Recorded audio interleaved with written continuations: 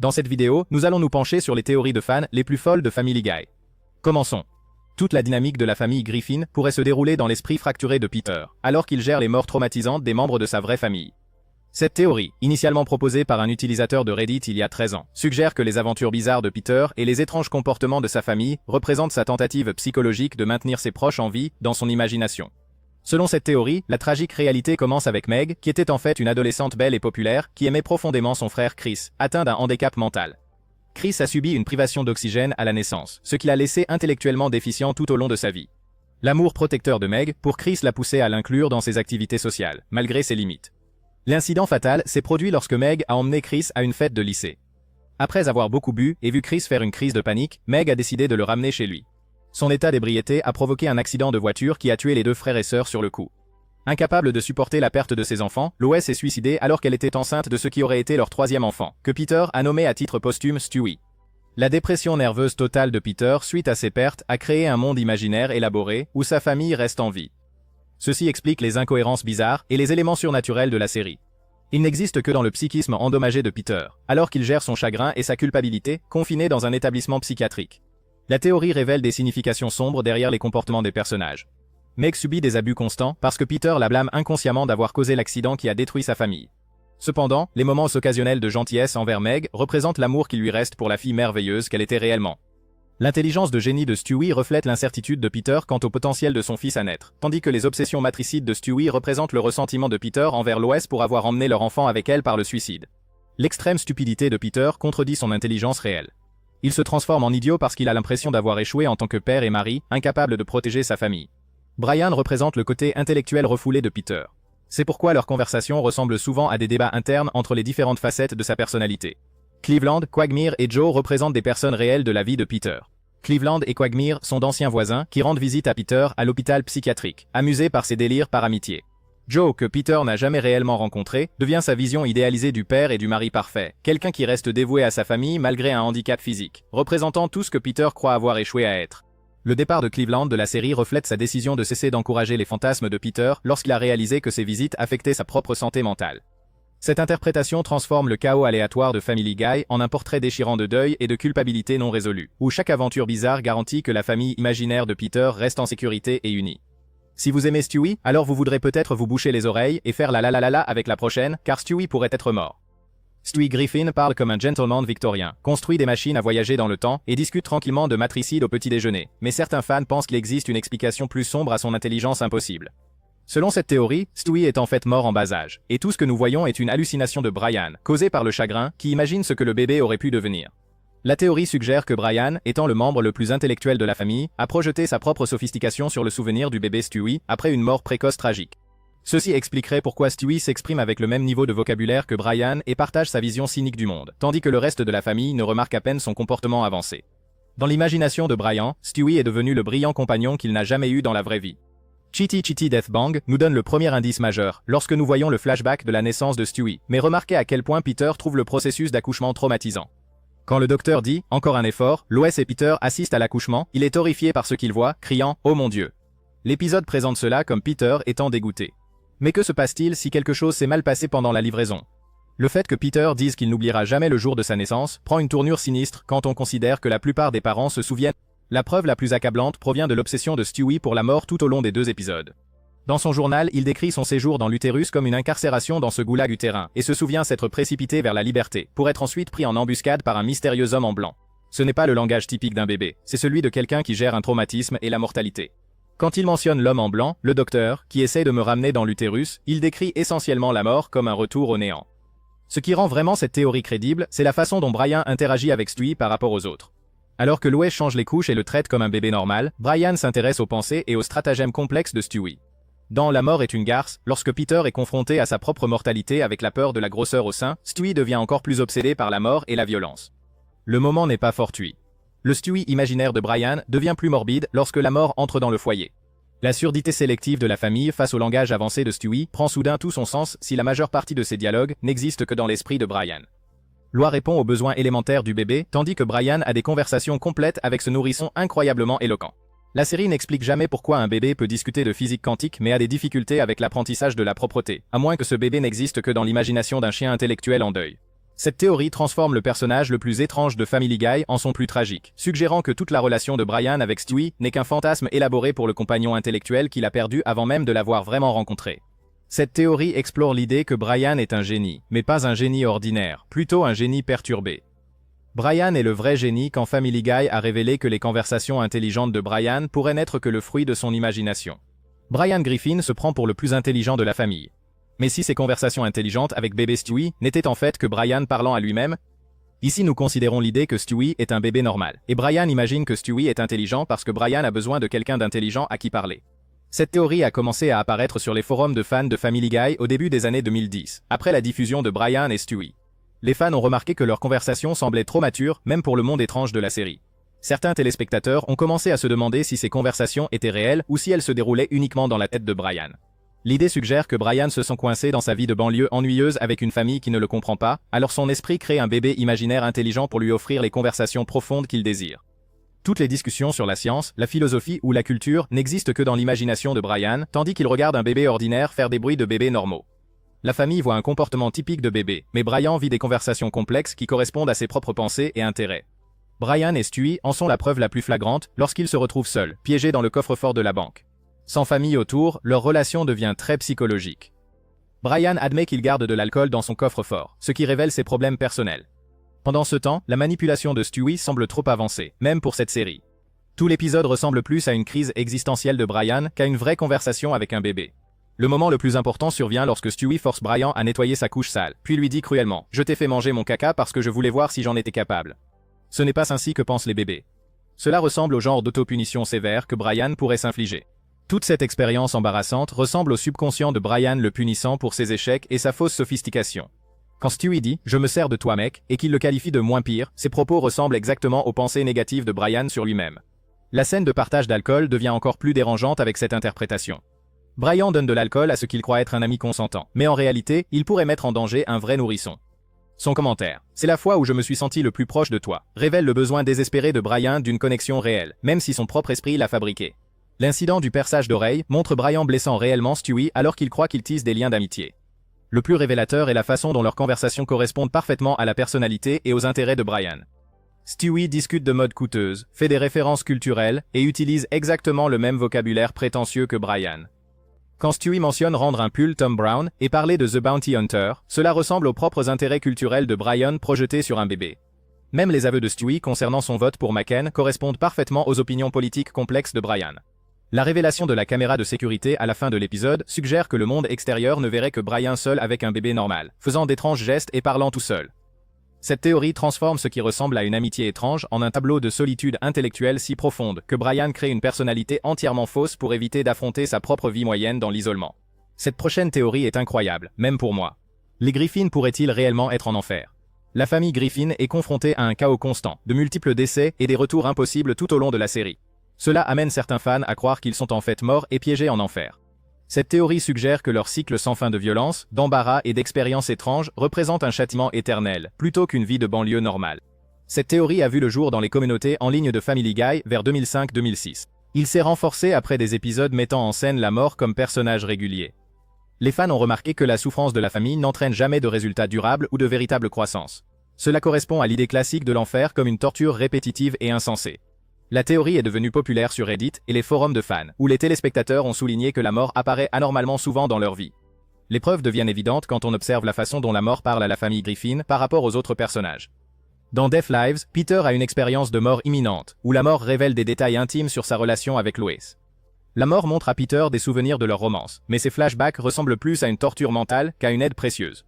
La mort force Peter à revoir son bonheur passé tout en étant conscient de ses problèmes conjugaux actuels. Cela crée le châtiment émotionnel parfait. Le plus révélateur est l'attitude désinvolte, presque blasée, de la mort face à la situation de Peter. Lorsque Peter s'enquiert de son rendez-vous, la mort le traite comme une formalité administrative plutôt que comme une urgence vitale. La mort se plaint même d'être en retard pour déjeuner avec sa mère. Il dit pardon maman quand sa mère le gronde pour son retard. Cela suggère que la gestion des Griffins n'est qu'une tâche ennuyeuse de plus dans son travail surnaturel. Cette indifférence est logique si Peter et sa famille sont des résidents permanents de l'enfer plutôt que des personnes vivantes. La mort rend parfois visite. La séquence de voyage dans le temps dans Meet the Quagmire fournit la preuve la plus solide de cette théorie. Quand Peter demande à la mort de le laisser retourner dans le passé et d'avoir à nouveau 18 ans, la mort refuse d'abord, puis accepte facilement en disant « Après tout, pourquoi pas, allons-y ». Cela suggère que la mort a un pouvoir illimité sur l'existence de Peter et peut modifier sa réalité à volonté.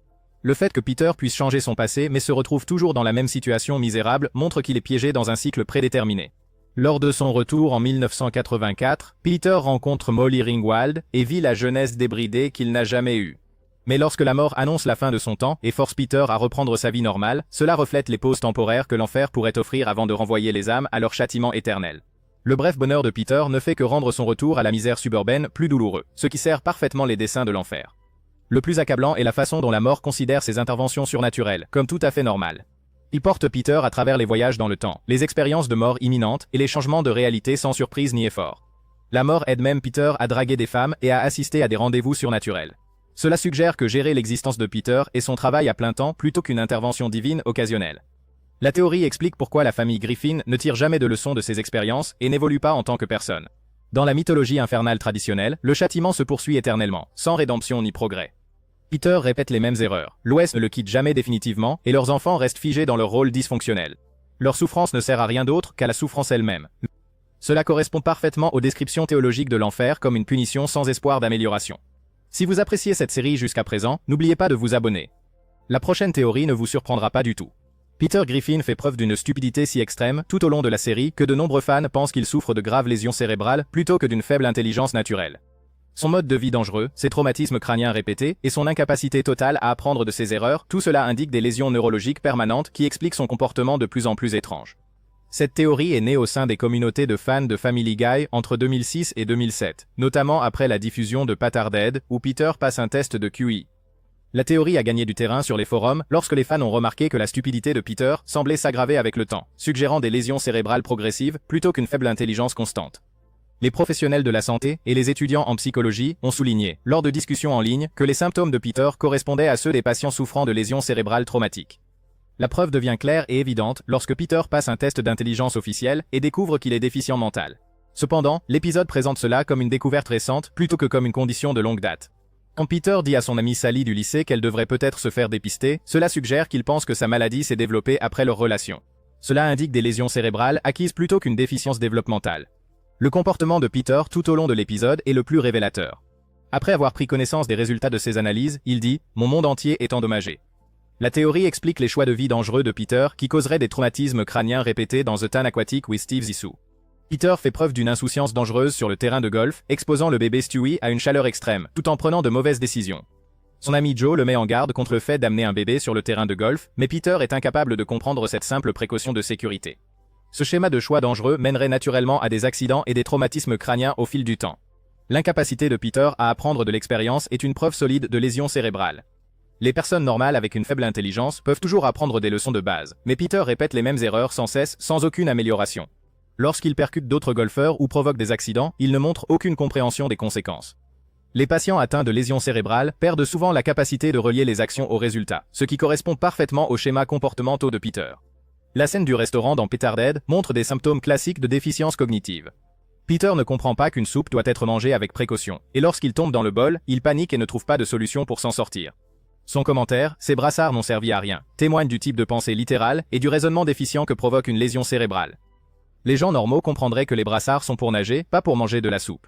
Le plus accablant est la façon dont les autres personnages traitent l'état de Peter comme quelque chose qui s'est développé au fil du temps, plutôt que comme un trait inhérent. Loi change ses questions de Trivial Pursuit pour un niveau préscolaire, juste pour le laisser briller, suggérant que son intelligence a récemment décliné au point que les questions normales sont devenues impossibles. Ce schéma correspond à une lésion cérébrale, acquise plutôt qu'à une déficience développementale. La théorie transforme Peter d'un personnage de dessin animé en une figure tragique dont la famille encourage sa condition médicale non traitée au lieu de lui procurer des soins neurologiques appropriés. Chaque membre de la famille Griffin a ses bizarreries, mais Lois ne semble pas logique au premier abord. Et si elle était immortelle? Lois est immortelle.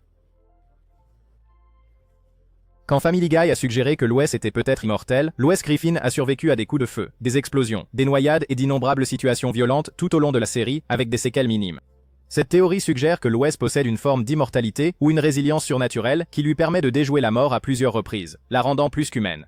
Cette théorie s'est développée dans les communautés de fans de Family Guy entre 2008 et 2009, en particulier après la diffusion de l'épisode Lois Kills Stewie, qui l'a montré survivre à des blessures qui auraient dû être fatales. Les fans ont commencé à cataloguer les nombreuses rencontres de Lois avec la mort et ont remarqué un schéma de survie impossible. La théorie a gagné du terrain lorsque les téléspectateurs ont réalisé que, si d'autres personnages subissent des conséquences durables de la violence, Lois, elle, s'en remet toujours complètement.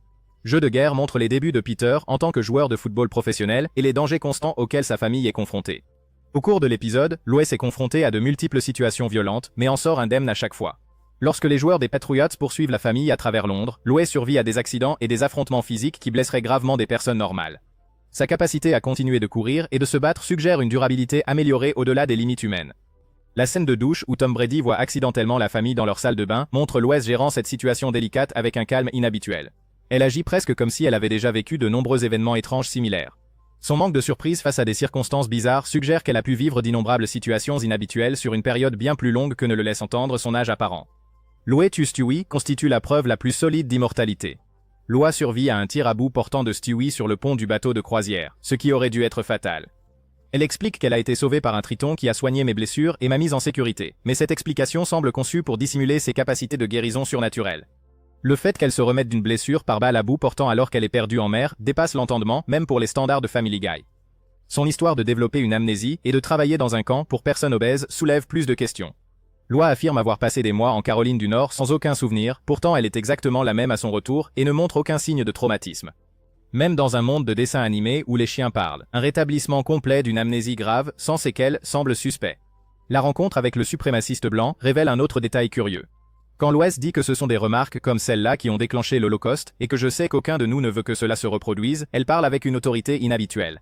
Sa formulation ressemble davantage à celle de quelqu'un qui a personnellement été témoin d'événements historiques plutôt qu'à celle de quelqu'un qui se souvient de connaissances tirées de manuels, ce qui suggère qu'elle a peut-être vécu plus longtemps que son âge apparent ne l'indique. La façon dont Lois retrouve la mémoire après un coup à la tête est également remarquable. Bien que Family Guy ignore souvent la logique du monde réel, le recouvrement instantané et complet de la mémoire de Lois semble opportun, même pour un dessin animé. Sa conscience semble fonctionner différemment de celle des autres personnages, ce qui pourrait indiquer un être immortel dont les souvenirs sont parfois temporairement supprimés mais ne peuvent jamais être détruits de façon permanente. Qu'en est-il de la sexualité de Stewie? Vous devriez vous asseoir pour ça. Stewie est gay. Melanie lorsque Family Guy a laissé entendre la sexualité cachée de Stewie. Stewie Griffin fait d'innombrables blagues sur la culture gay, montre un intérêt inhabituel pour les relations masculines et affiche des manières homosexuelles stéréotypées tout au long de la série. Cette théorie suggère que Stewie est gay mais reste dans le déni de sa sexualité, les scénaristes laissant de plus en plus d'indices évidents sur sa véritable orientation. Cette théorie s'est développée tôt dans la diffusion de Family Guy, lorsque les fans ont remarqué les schémas de comportement et les références culturelles de Stewie. La théorie a pris de l'ampleur sur les forums de fans, où les téléspectateurs ont catalogué ses dialogues et ses manières à connotation homosexuelle. Le créateur de la série, Seth MacFarlane, a fait des déclarations ambiguës sur la sexualité de Stewie lors d'interviews, ne confirmant ni n'infirmant la théorie. Le cancer du poulet fournit des preuves solides à travers la relation de Stewie avec Olivia Fuller. Quand ils se retrouvent, Stewie la trouve fantastique et dit « C'est une femme maintenant, Brian ?» Si sophistiquée, si adulte. Cependant, son comportement amoureux semble être une performance plutôt que naturelle.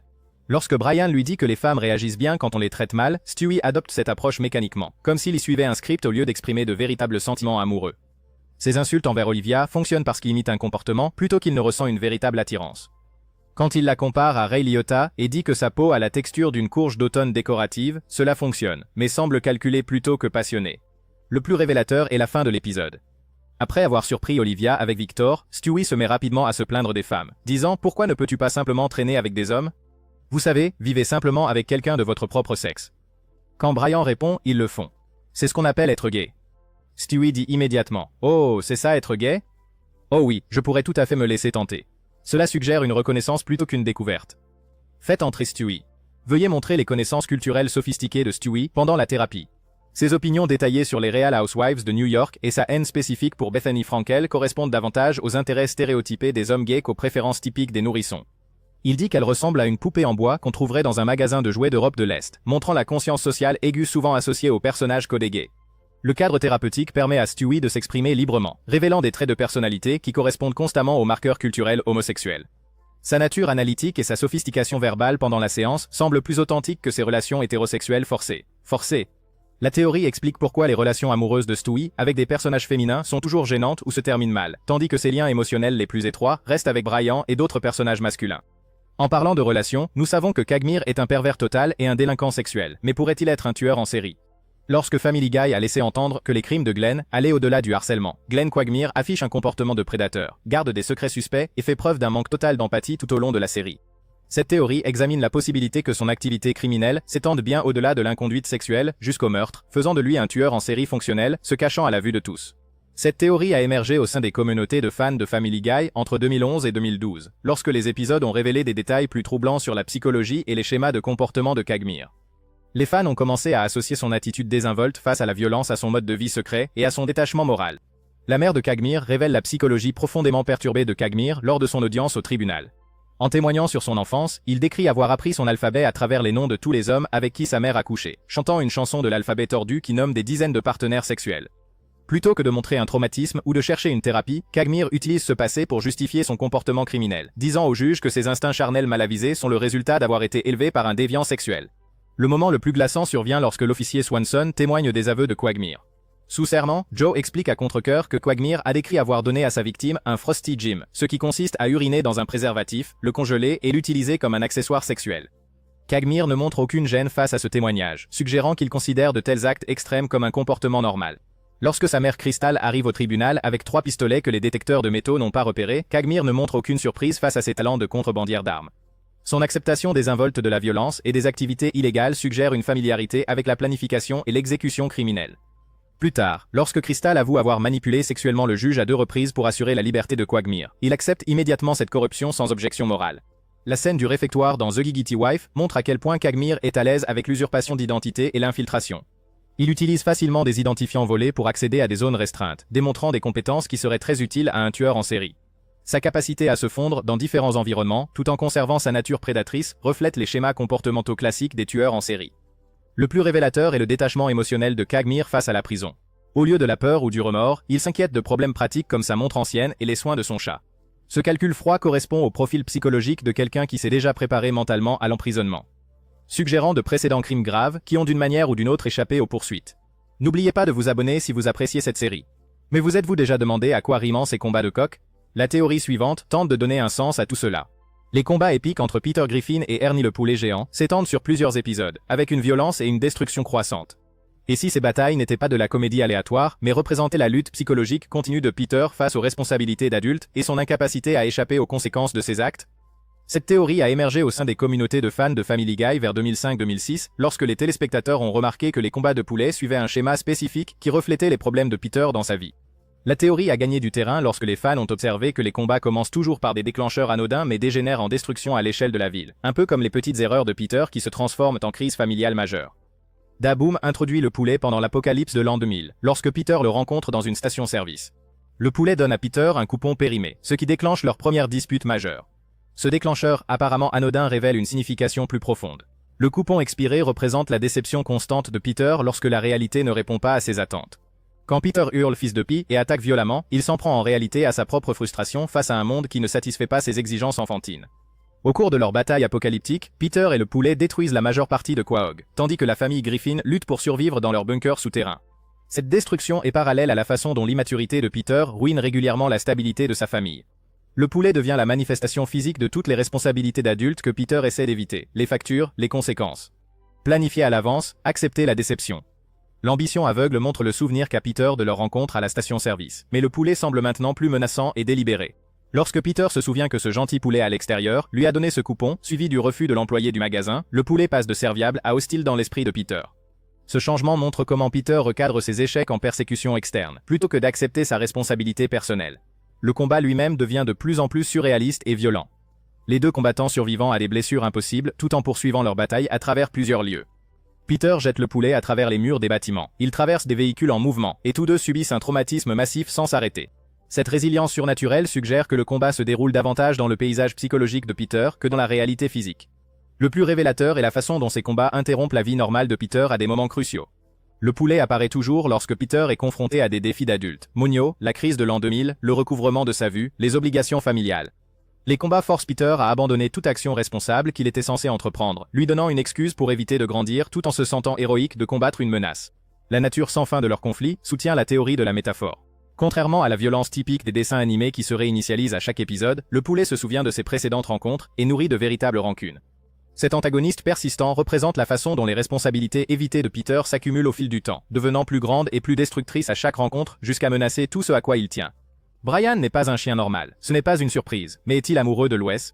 Brian Griffin avoue à plusieurs reprises ses sentiments amoureux pour Lois tout au long de la série, créant l'un des courants émotionnels les plus persistants de l'émission. Cette théorie suggère que l'amour de Brian pour Lois motive une grande partie de son comportement, de ses luttes personnelles et de ses échecs relationnels, faisant de leur lien le véritable centre émotionnel du foyer des Griffin. Cette théorie a émergé au début de la série Family Guy, lorsque les fans ont remarqué la dévotion inhabituelle de Brian envers Lois, comparée à celle des autres membres de la famille. La théorie a gagné du soutien lorsque les téléspectateurs ont observé que la dépression, la consommation d'alcool et les relations ratées de Brian coïncidaient souvent avec les moments où Lois accordait de l'attention à Peter ou à d'autres hommes. Brian in Love pose les bases lorsque Brian développe des problèmes de contrôle de la vessie que son thérapeute, le Dr Kaplan, associe à des problèmes psychologiques. Lorsque Brian admet enfin « j'aime Lois », l'épisode traite cela comme une révélation majeure plutôt qu'une affection passagère. Ces aveux surviennent après de longues séances de thérapie où il peine à identifier la source de sa détresse émotionnelle, suggérant que ses sentiments sont plus profonds qu'une simple attirance. L'épisode montre les symptômes physiques de Brian se manifestant spécifiquement lors des moments intimes entre Peter et Lois.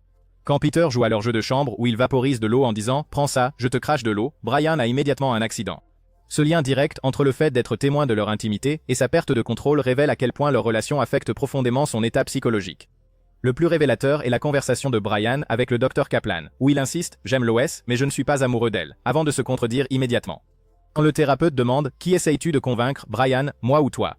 Cela souligne le déni de Brian quant à la profondeur de ses sentiments. Sa dernière scène avec Lois confirme la nature romantique lorsqu'il demande directement si elle est amoureuse de lui et qu'elle le rejette. Play It Again, Brian montre l'évolution de ses sentiments vers une véritable quête romantique. Pendant leur voyage à Martha's Vineyard, Brian lit son essai primé qu'il a écrit sur Lois, la décrivant comme apportant force, vie, rire et lumière, et pour moi aussi de la tristesse. Ce langage poétique révèle des sentiments romantiques sophistiqués plutôt qu'un simple engouement.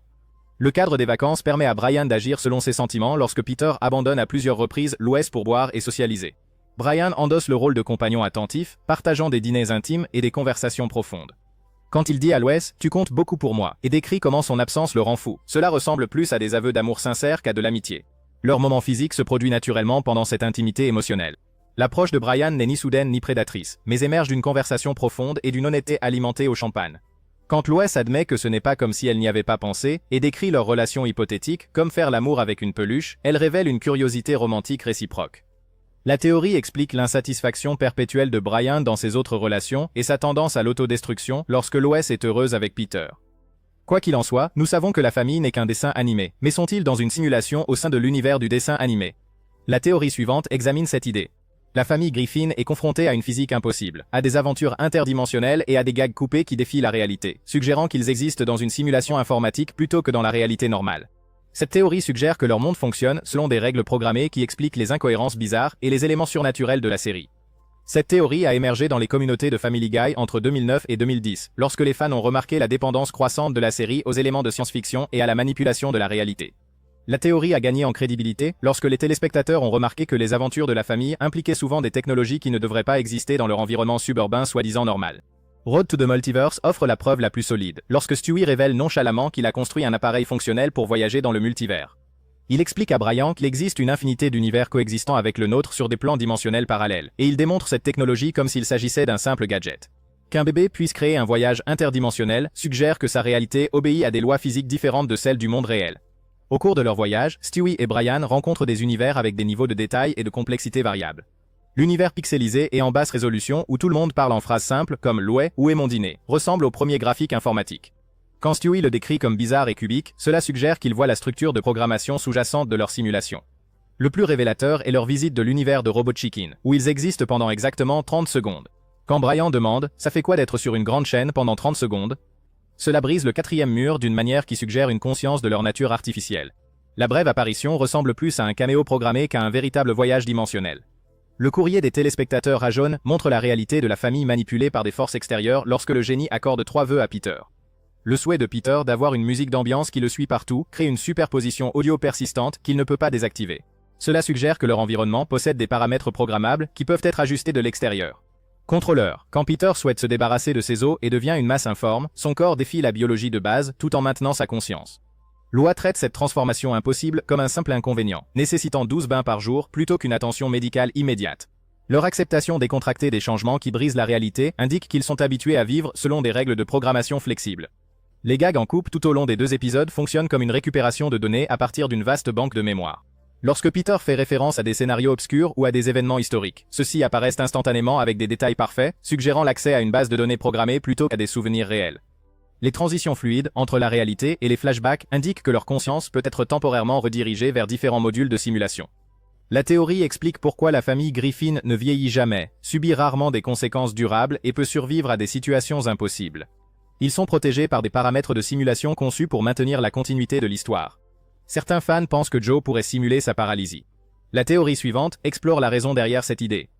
Joe Swanson fait preuve d'une force remarquable dans le haut du corps, de compétences tactiques au combat et d'une connaissance suspecte de sa prétendue blessure tout au long de la série.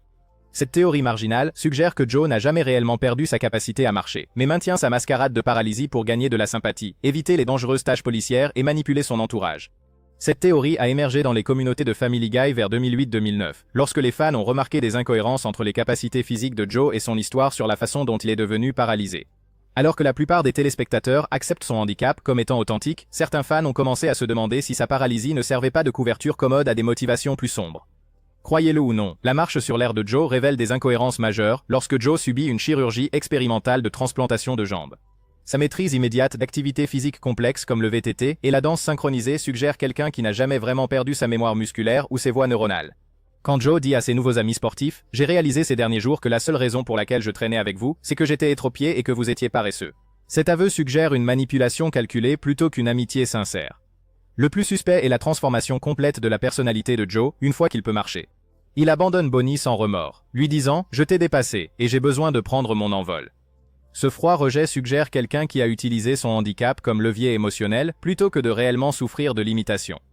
Sa volonté d'abandonner son enfant révèle un mépris sociopathique qui contredit son image de policier héroïque. La vengeance de Joe est la preuve la plus solide lorsque Joe raconte comment Bobby Briggs l'aurait paralysé. Son histoire change de la version précédente, où il tombait d'un toit lors d'une bagarre avec le Grinch pour une opération d'infiltration qui a mal tourné. Cette incohérence suggère des récits fabriqués pour expliquer son état, lorsque Joe décrit avoir traqué Briggs pendant 6 mois tout en recueillant des preuves. Sa planification détaillée révèle des compétences d'enquête sophistiquées qui semblent incompatibles avec l'officier imprudent qui se ferait tirer dessus en raison de mauvaises procédures. Lors de sa confrontation avec Briggs, Joe fait preuve de capacité de combat qui dépasse ce que la plupart des personnes paralysées pourraient atteindre par un simple entraînement du haut du corps. Ses mouvements tactiques précis et sa manipulation des armes suggèrent une coordination corporelle totale. Quand Briggs le reconnaît et lui demande « Vous portez un micro ?», cela implique que la couverture de Joe a été compromise par son propre comportement suspect plutôt que par la malchance.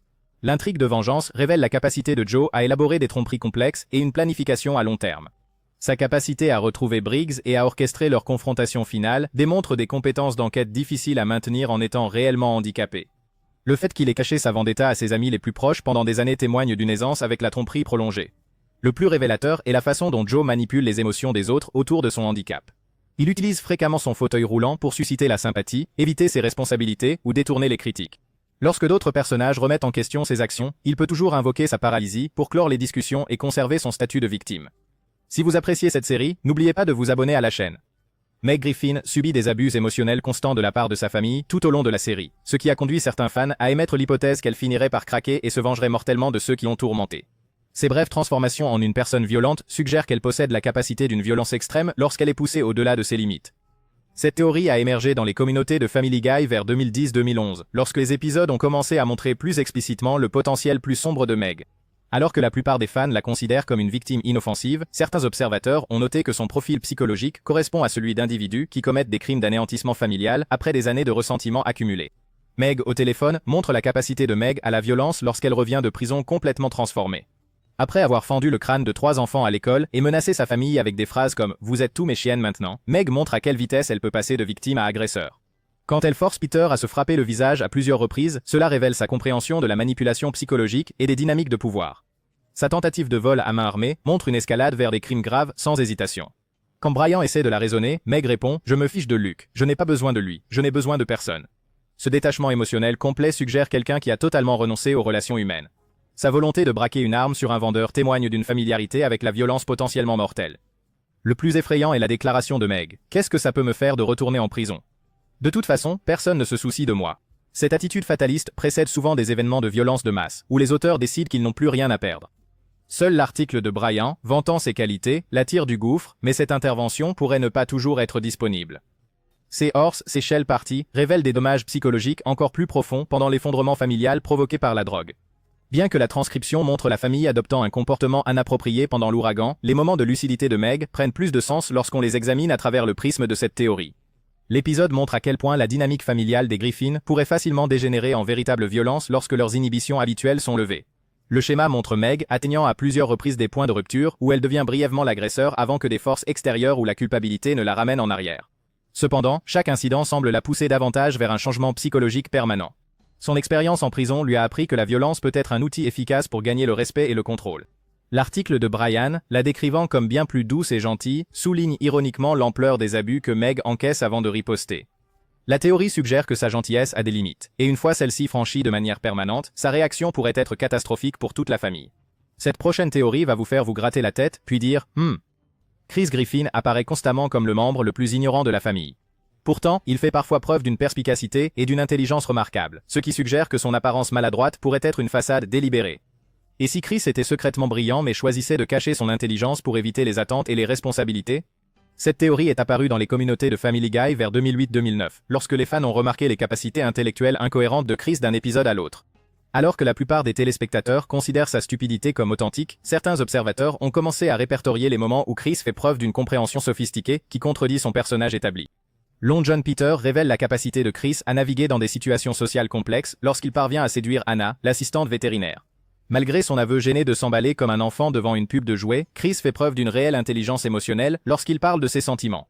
Son aveu « Je te trouvais la plus belle fille, et maintenant tout ce que je veux, c'est te montrer mon moi le plus profond » révèle une sophistication psychologique qui dépasse son vocabulaire habituel. Le plus révélateur est la capacité de Chris à reconnaître quand les conseils de Peter se retournent contre lui. Lorsque Kagmir suggère de malmener Anna, Chris suit d'abord ce conseil, mais l'abandonne rapidement en voyant les résultats négatifs. Sa décision de s'excuser et d'expliquer son comportement témoigne d'une pensée stratégique et d'une maturité émotionnelle.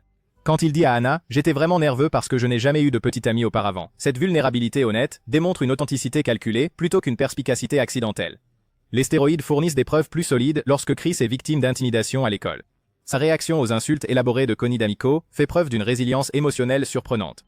Alors que d'autres étudiants seraient dévastés par ces insultes détaillées sur son apparence et ses centres d'intérêt, Chris encaisse les critiques sans s'effondrer. Sa capacité à continuer à fonctionner normalement après avoir été insulté suggère soit une intelligence émotionnelle inhabituelle, soit un détachement complet de l'opinion des autres. Pendant la scène du barbecue, Chris fait une blague d'observation sur le fait d'avoir été battu par une petite fille, en notant « Ce qui était bizarre, c'est qu'elle pleurait. Mais la façon dont elle se tenait au-dessus de moi donnait l'impression que je pleurais. » Cette métacommentaire sur la perspective visuelle démontre une pensée analytique sur la perception et la réalité qui semble dépasser ses capacités intellectuelles supposées. La théorie explique plusieurs schémas comportementaux chez Chris. Il pose souvent des questions d'apparence innocente qui révèlent des vérités plus profondes sur la dynamique familiale. Sa confusion apparente force fréquemment les autres personnages à expliquer leurs motivations, suggérant qu'il utilise une fausse naïveté comme technique de collecte d'informations. Face aux situations romantiques, Chris fait preuve d'une intelligence émotionnelle surprenante, malgré ses dires sur son inexpérience. Sa maladresse physique et ses difficultés scolaires pourraient être une performance artistique conçue pour réduire les attentes. En conservant sa réputation d'idiot de la famille, Chris échappe à la pression que subit Peter en tant que pourvoyeur supposé ou aux critiques que Meg endure en tant que bouc émissaire. Sa stupidité lui sert de camouflage protecteur dans une famille où l'intelligence mène souvent à la responsabilité ou à la persécution. La théorie suggère que Chris a observé la méfiance de la famille envers l'intellectualisme de Brian et sa peur du génie de Stewie, le menant à conclure qu'apparaître stupide offre le chemin le plus sûr à travers les dynamiques familiales. Et si les Griffin étaient sous protection des témoins? Cela aura du sens dans une seconde. La capacité de Peter Griffin à provoquer des incidents internationaux, sans en subir les graves conséquences, suggère que sa famille opère sous protection fédérale plutôt que sous la juridiction légale normale. Combiné à leur richesse inexpliquée et à leurs voisins suspects, tout indique un programme de protection des témoins, soigneusement déguisé en vie de banlieue ordinaire. La propriété de Peter n'existe mystérieusement pas sur les cartes du gouvernement. La confusion du maire face à cette impossibilité bureaucratique. Votre propriété ne semble pas être sur la carte et vous ne faites même pas partie de ces États-Unis, indique une dissimulation délibérée, plutôt qu'une erreur administrative. Lorsque Peter déclare son indépendance et crée Pretoria, la réaction rapide du gouvernement suggère que les agences fédérales surveillaient déjà les activités de sa famille. Le numéro musical Can't Touch Me de Peter démontre une immunité légale surnaturelle, car il commet des crimes en plein jour sans être arrêté. La police locale le regarde simplement vandaliser des propriétés et traverser la rue en dehors des passages cloutés en chantant à propos de l'immunité diplomatique. Cette scène est logique si des ordres fédéraux permanents interdisent aux forces de l'ordre local d'interférer avec les activités de la famille Griffin. La crise internationale que Peter crée en accueillant des dictateurs comme Saddam Hussein et Muammar Kadhafi devrait déclencher de sérieuses réponses en matière de sécurité intérieure. Au lieu de cela, la situation se résout par une simple négociation, Peter conservant son arrangement de grattage de dos avec Big Rudy comme principale préoccupation. Cette résolution peu glorieuse suggère que les responsables gouvernementaux privilégient le maintien de la coopération de Peter plutôt que de poursuivre sa trahison évidente. Un employé de brasserie ne devrait pas avoir de lien avec des athlètes professionnels ou recevoir des opportunités d'essai sans une influence significative en coulisses. Lorsque le comportement de Peter devient perturbateur et qu'il est échangé au nounou loufoque de Londres, cela ressemble à une protection de témoin, un déménagement plutôt qu'une discipline sportive normale. Les ressources financières de la famille Griffin, tout au long des 2 épisodes, soulèvent des questions supplémentaires. Peter finance des projets complexes comme la diplomatie internationale et le sport professionnel, malgré ses revenus supposément modestes. Les programmes de protection des témoins offrent généralement des allocations de subsistance substantielles pour que les personnes protégées soient satisfaites et se conforment à leur nouvelle identité. Les antécédents de Cleveland, Quagmire et Joe étaient également cette interprétation. Un fonctionnaire, un pilote au passé professionnel flou et un policier handicapé ayant accès à du matériel militaire pourraient être des témoins protégés ou des agents infiltrés chargés de surveiller les Griffins tout en conservant des couvertures de banlieue. La capacité répétée de la famille à rétablir sa situation après des catastrophes majeures indique un soutien institutionnel au-delà des systèmes juridiques normaux. Qu'il crée des nations souveraines ou des scandales sportifs internationaux, Peter retrouve toujours sa vie de banlieue sans conséquences durables, exactement ce que les programmes de protection fédéraux visent à accomplir. N'oubliez pas de vous abonner si vous appréciez cette série. La théorie suivante ne vous surprendra pas du tout, vous l'avez probablement déjà imaginé. Le vocabulaire sophistiqué de Stewie Griffin, ses capacités de planification stratégique et son obsession pour la domination mondiale suggèrent qu'il pourrait être la réincarnation d'un dictateur historique plutôt qu'un nourrisson ordinaire. Ses connaissances militaires avancées et ses tendances autoritaires révèlent une conscience façonnée par une expérience antérieure de domination des nations par la peur et la violence. Bien que cette théorie soit populaire parmi les fans, les épisodes fournis ne soutiennent pas l'interprétation du dictateur réincarné aussi fortement que les fans pourraient le prétendre. Les transcriptions montrent que Stewie se concentre principalement sur le matricide plutôt que sur la conquête mondiale, et que son comportement découle davantage d'un dysfonctionnement familial que d'une ambition politique. Dans Stewie Kills, la tentative de meurtre de sa mère par Stewie semble motivée par un ressentiment personnel plutôt que par des pulsions dictatoriales. Quand il dit à Peter, la semaine dernière, quand j'ai fait ce hibou en macaroni, tu t'en fichais complètement. Cela révèle un comportement typique de recherche d'attention enfantine plutôt que la psychologie calculée d'un tyran ressuscité. Ses plaintes concernant son art en macaroni ressemblent plus à la frustration normale d'un tout petit qu'à des souvenirs de commandement d'armée. La scène d'interrogatoire où Stewie force Brian à se moquer du handicap de Joe révèle des tendances manipulatrices, mais celle-ci semble davantage relever d'une sociopathie apprise au sein de son environnement familial dysfonctionnel. Quand il fait dire à Brian « Je parie que tu ne peux pas bander » à Joe, cela démontre une compréhension grossière de la faiblesse sociale plutôt qu'une stratégie politique sophistiquée. Loi Kill Stewie offre des preuves plus solides grâce à la capacité de Stewie à échapper aux forces de l'ordre. Son rejet désinvolte des policiers utilisant différents accents et personnages suggère une expérience de la tromperie et de la manipulation de l'autorité. Quand il dit à un agent « Monsieur Superman pas ici », en se faisant passer pour un étranger, cela révèle une aptitude à endosser de fausses identités. Cependant, les épisodes se concentrent davantage sur la violence domestique que sur les thèmes politiques. Le conflit de Stewie avec Lois est centré sur la négligence maternelle plutôt que sur des différences idéologiques ou des ambitions territoriales. Ses armes, ses connaissances et sa pensée stratégique pourraient facilement s'expliquer par son intelligence de génie et son exposition médiatique plutôt que par des souvenirs de vie antérieure. La théorie du dictateur réincarné exige de supposer que Stewie possède des souvenirs et des compétences d'une existence antérieure, mais les transcriptions suggèrent que ses capacités se développent à partir des circonstances actuelles. Son langage sophistiqué et ses compétences en planification apparaissent tout au long de la série comme des traits de caractère constants plutôt que comme des souvenirs qui émergent progressivement. Bien que Stewie présente des traits de personnalité autoritaire et des connaissances inhabituelles pour son âge, interpréter cela comme une preuve de réincarnation demande une spéculation bien au-delà de ce que les épisodes démontrent réellement. Son comportement correspond tout aussi bien à d'autres explications de son développement avancé et de ses tendances agressives. Loi est beaucoup de choses, mais est-elle une tricheuse? La théorie suivante va vous convaincre. Et si je vous disais que Lois Griffin n'est peut-être pas la femme fidèle qu'elle semble être? Alors que nous nous concentrons souvent sur les piteries ridicules et les défauts évidents de Peter, une théorie plus sombre se cache sous la surface concernant le véritable caractère de Lois. Aujourd'hui, nous allons nous pencher sur les preuves qui suggèrent que Lois trompe Peter bien plus que la série ne le laisse entendre. Cette théorie a commencé à prendre de l'ampleur vers 2007-2008, lorsque les fans ont commencé à examiner de plus près les schémas de comportement de Lois. Bien sûr, Peter est le problème évident dans leur mariage, mais si Lois avait ses propres secrets, et si son rôle d'épouse, apparemment patiente et résignée, masquait en réalité sa propre infidélité? Dans Le Monde à l'envers, nous avons un aperçu fascinant d'une chronologie alternative qui révèle des vérités inconfortables sur Lois. Quand Peter retourne en 1984 et pose un lapin à sa petite amie adolescente, Lois ne tourne pas seulement la page, elle se jette immédiatement dans les bras de Quagmire et l'épouse. Maintenant vous pourriez penser que c'est simplement parce que Peter n'était pas là, mais regardez plus attentivement ce qui se passe réellement. La vitesse de transfert émotionnel de Lois est honnêtement choquante. Elle passe de prétendument amoureuse de Peter à tomber sous le charme de Glenn après un seul rendez-vous manqué. Quand elle dit à Peter, « Il fut un temps, quand nous sortions ensemble, où je pensais que tu étais peut-être le bon, mais tu étais plus intéressé par faire la fête avec tes amis. » Cela révèle quelque chose de crucial. Elle avait des solutions de rechange prêtes à l'emploi. Plus révélateur encore est la façon dont elle décrit être tombée amoureuse de Kagmir. Elle dit que Glenn a volé son cœur quand il m'a embrassé cette nuit-là au bal du country club. Cela suggère qu'elle était émotionnellement disponible pour d'autres hommes, même si elle était censée être engagée envers Peter. Le fait qu'un baiser d'un autre homme change complètement la trajectoire de sa vie indique soit des sentiments incroyablement superficiels pour Peter, soit un intérêt romantique préexistant ailleurs. Ce qui ressort vraiment, c'est à quel point Lois semble à l'aise avec cette transition. Elle n'a pas l'air d'avoir le cœur brisé d'avoir perdu Peter. Elle est vraiment heureuse avec Quagmire. Elle dit même à Peter qu'elle adore les blagues sexuelles et les jeux de mots salaces de Glenn, montrant qu'elle recherche l'attention et la validation que Peter ne lui apportait manifestement pas. Cela nous amène à nous demander, dans la chronologie originale, où d'autres auraient-elles pu chercher cette validation? Tout au long de la série, nous voyons Lois nouer des relations étrangement proches avec d'autres hommes.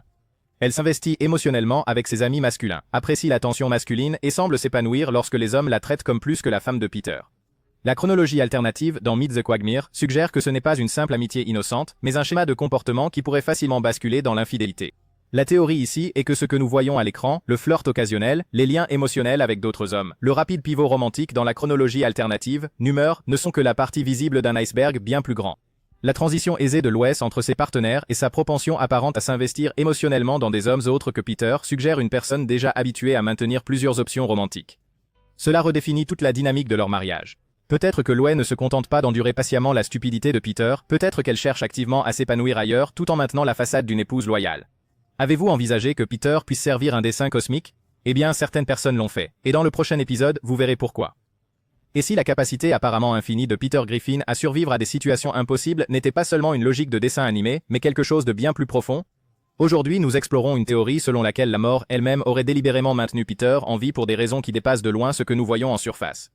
Cette théorie a commencé à attirer l'attention vers 2004-2005, lorsque les fans ont commencé à remarquer des schémas dans la façon dont Peter interagit avec la mort et la destruction. Alors que la plupart des personnages de dessins animés survivent grâce aux conventions du genre, la relation de Peter avec la mortalité semble étrangement personnelle et intentionnelle. Dans La mort est une garce, nous obtenons notre premier indice majeur, lorsque la mort vient littéralement dîner chez Peter. Maintenant, réfléchissez à ceci. La mort ne se présente pas au hasard chez les gens pour des repas informels. Il est là parce que Peter a tenté de simuler sa propre mort sur un formulaire médical. Mais ce qui est fascinant, c'est la façon dont leur interaction se déroule. La mort n'emporte pas immédiatement Peter. Au lieu de cela, il s'assit pour le dîner de dinde et commence à créer des liens avec la famille. Ce qui ressort vraiment, c'est la façon dont la mort traite Peter tout au long de cet épisode. Lorsque Peter blesse la cheville de la mort lors d'une tentative d'évasion, la mort finit par rester chez les Griffin pour récupérer. Ce n'est pas le fait d'une force cosmique qui récolte les âmes, c'est personnel. La mort semble même apprécier la compagnie de Peter, malgré sa frustration face à ses pitreries. Vient ensuite le moment crucial où la mort épargne entièrement la vie de Peter. Il dit à Lois qu'il laissera Peter vivre, mais la raison semble incomplète. Pourquoi la mort, dont le travail consiste littéralement à collecter les âmes, ferait-elle des exceptions pour quelqu'un qui a essayé de tromper le système, à moins que Peter ne serve un but que même la mort reconnaît? Dans Wasted Talent, la relation de Peter avec la mortalité se manifeste différemment mais de manière tout aussi révélatrice. Au cours de sa quête pour trouver le parchemin d'argent, dans le concours de la brasserie Pawtucket, Peter adopte un comportement de plus en plus dangereux, notamment une consommation excessive d'alcool et des cascades imprudentes, se mettant à plusieurs reprises en danger. Pourtant, d'une manière ou d'une autre, il continue de survivre à des situations qui devraient absolument le tuer. Ce qui est intéressant, c'est la façon dont les autres personnages réagissent à la nature apparemment invincible de Peter. Sa famille s'attend à ce qu'il survive à ses aventures ridicules, presque comme si elle savait inconsciemment qu'il est protégé. Même lorsque Peter fait des choses incroyablement stupides, il y a une hypothèse sous-jacente qu'il s'en sortira d'une manière ou d'une autre. La théorie suggère que Peter sert de forme d'équilibre cosmique dans l'univers. Ses actions, bien qu'en apparence aléatoires et destructrices, pourraient en fait empêcher des catastrophes pires de se produire. Pensez-y. Le chaos de Peter se limite généralement à son environnement immédiat. Ces désastres sont gérables, localisés et se résolvent souvent d'eux-mêmes. Et si le rôle de Peter était d'absorber et de dissiper l'énergie négative qui pourrait autrement se manifester en tragédie plus grande? Cela expliquerait la réticence de la mort à venir chercher Peter. Si l'énergie chaotique de Peter sert un but universel, le retirer pourrait perturber un certain équilibre cosmique. La mort pourrait comprendre que les aventures apparemment insignifiantes de Peter servent en réalité de soupape de sécurité aux forces destructrices de l'univers. Cela explique aussi pourquoi la famille de Peter, malgré une frustration constante, ne l'abandonne jamais vraiment. À un niveau subconscient, il pourrait sentir son importance pour l'ordre cosmique.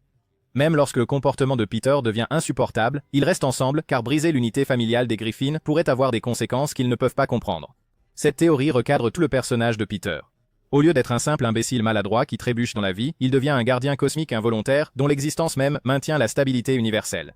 Sa stupidité n'est pas un défaut, c'est une caractéristique qui l'empêche de prendre trop conscience de son véritable but. L'attitude protectrice de la mort envers Peter prend soudain tout son sens. Il ne se contente pas d'épargner la vie d'un homme, il maintient l'équilibre qui assure le bon fonctionnement de la réalité. Aimez et abonnez-vous si vous appréciez cette série, et préparez-vous pour la prochaine théorie étrange. Et si tout ce que nous pensions savoir sur la ville natale de la famille Griffin était complètement faux? Aujourd'hui nous nous penchons sur l'une des théories les plus farfelues concernant Family Guy, l'idée que Quahog, Rhode Island n'existe pas réellement, mais est plutôt le fruit de l'imagination de quelqu'un. Et le candidat le plus probable pour ce quelqu'un? Stewie Griffin en personne. Cette théorie a commencé à prendre de l'ampleur entre 2009 et 2010, lorsque les fans ont commencé à remarquer à quel point Quahog est un endroit étrange et incohérent. Pensez-y. Quel genre de ville permet le chaos constant qui y règne? Ou d'autres Peter Griffin pourrait-il faire exploser des choses, déclencher des incidents internationaux et créer des nations souveraines sans aucune conséquence durable?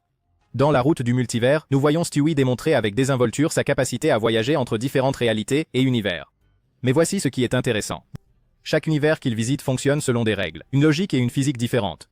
Certains sont de style dessin animé, d'autres sont plus réalistes et certains sont complètement abstraits. La facilité avec laquelle Stewie navigue ces différentes réalités suggère qu'il ne les visite pas seulement, il pourrait les créer. La théorie suggère que ce que nous considérons comme le véritable Quahog n'est en fait qu'une autre des réalités construites par Stewie.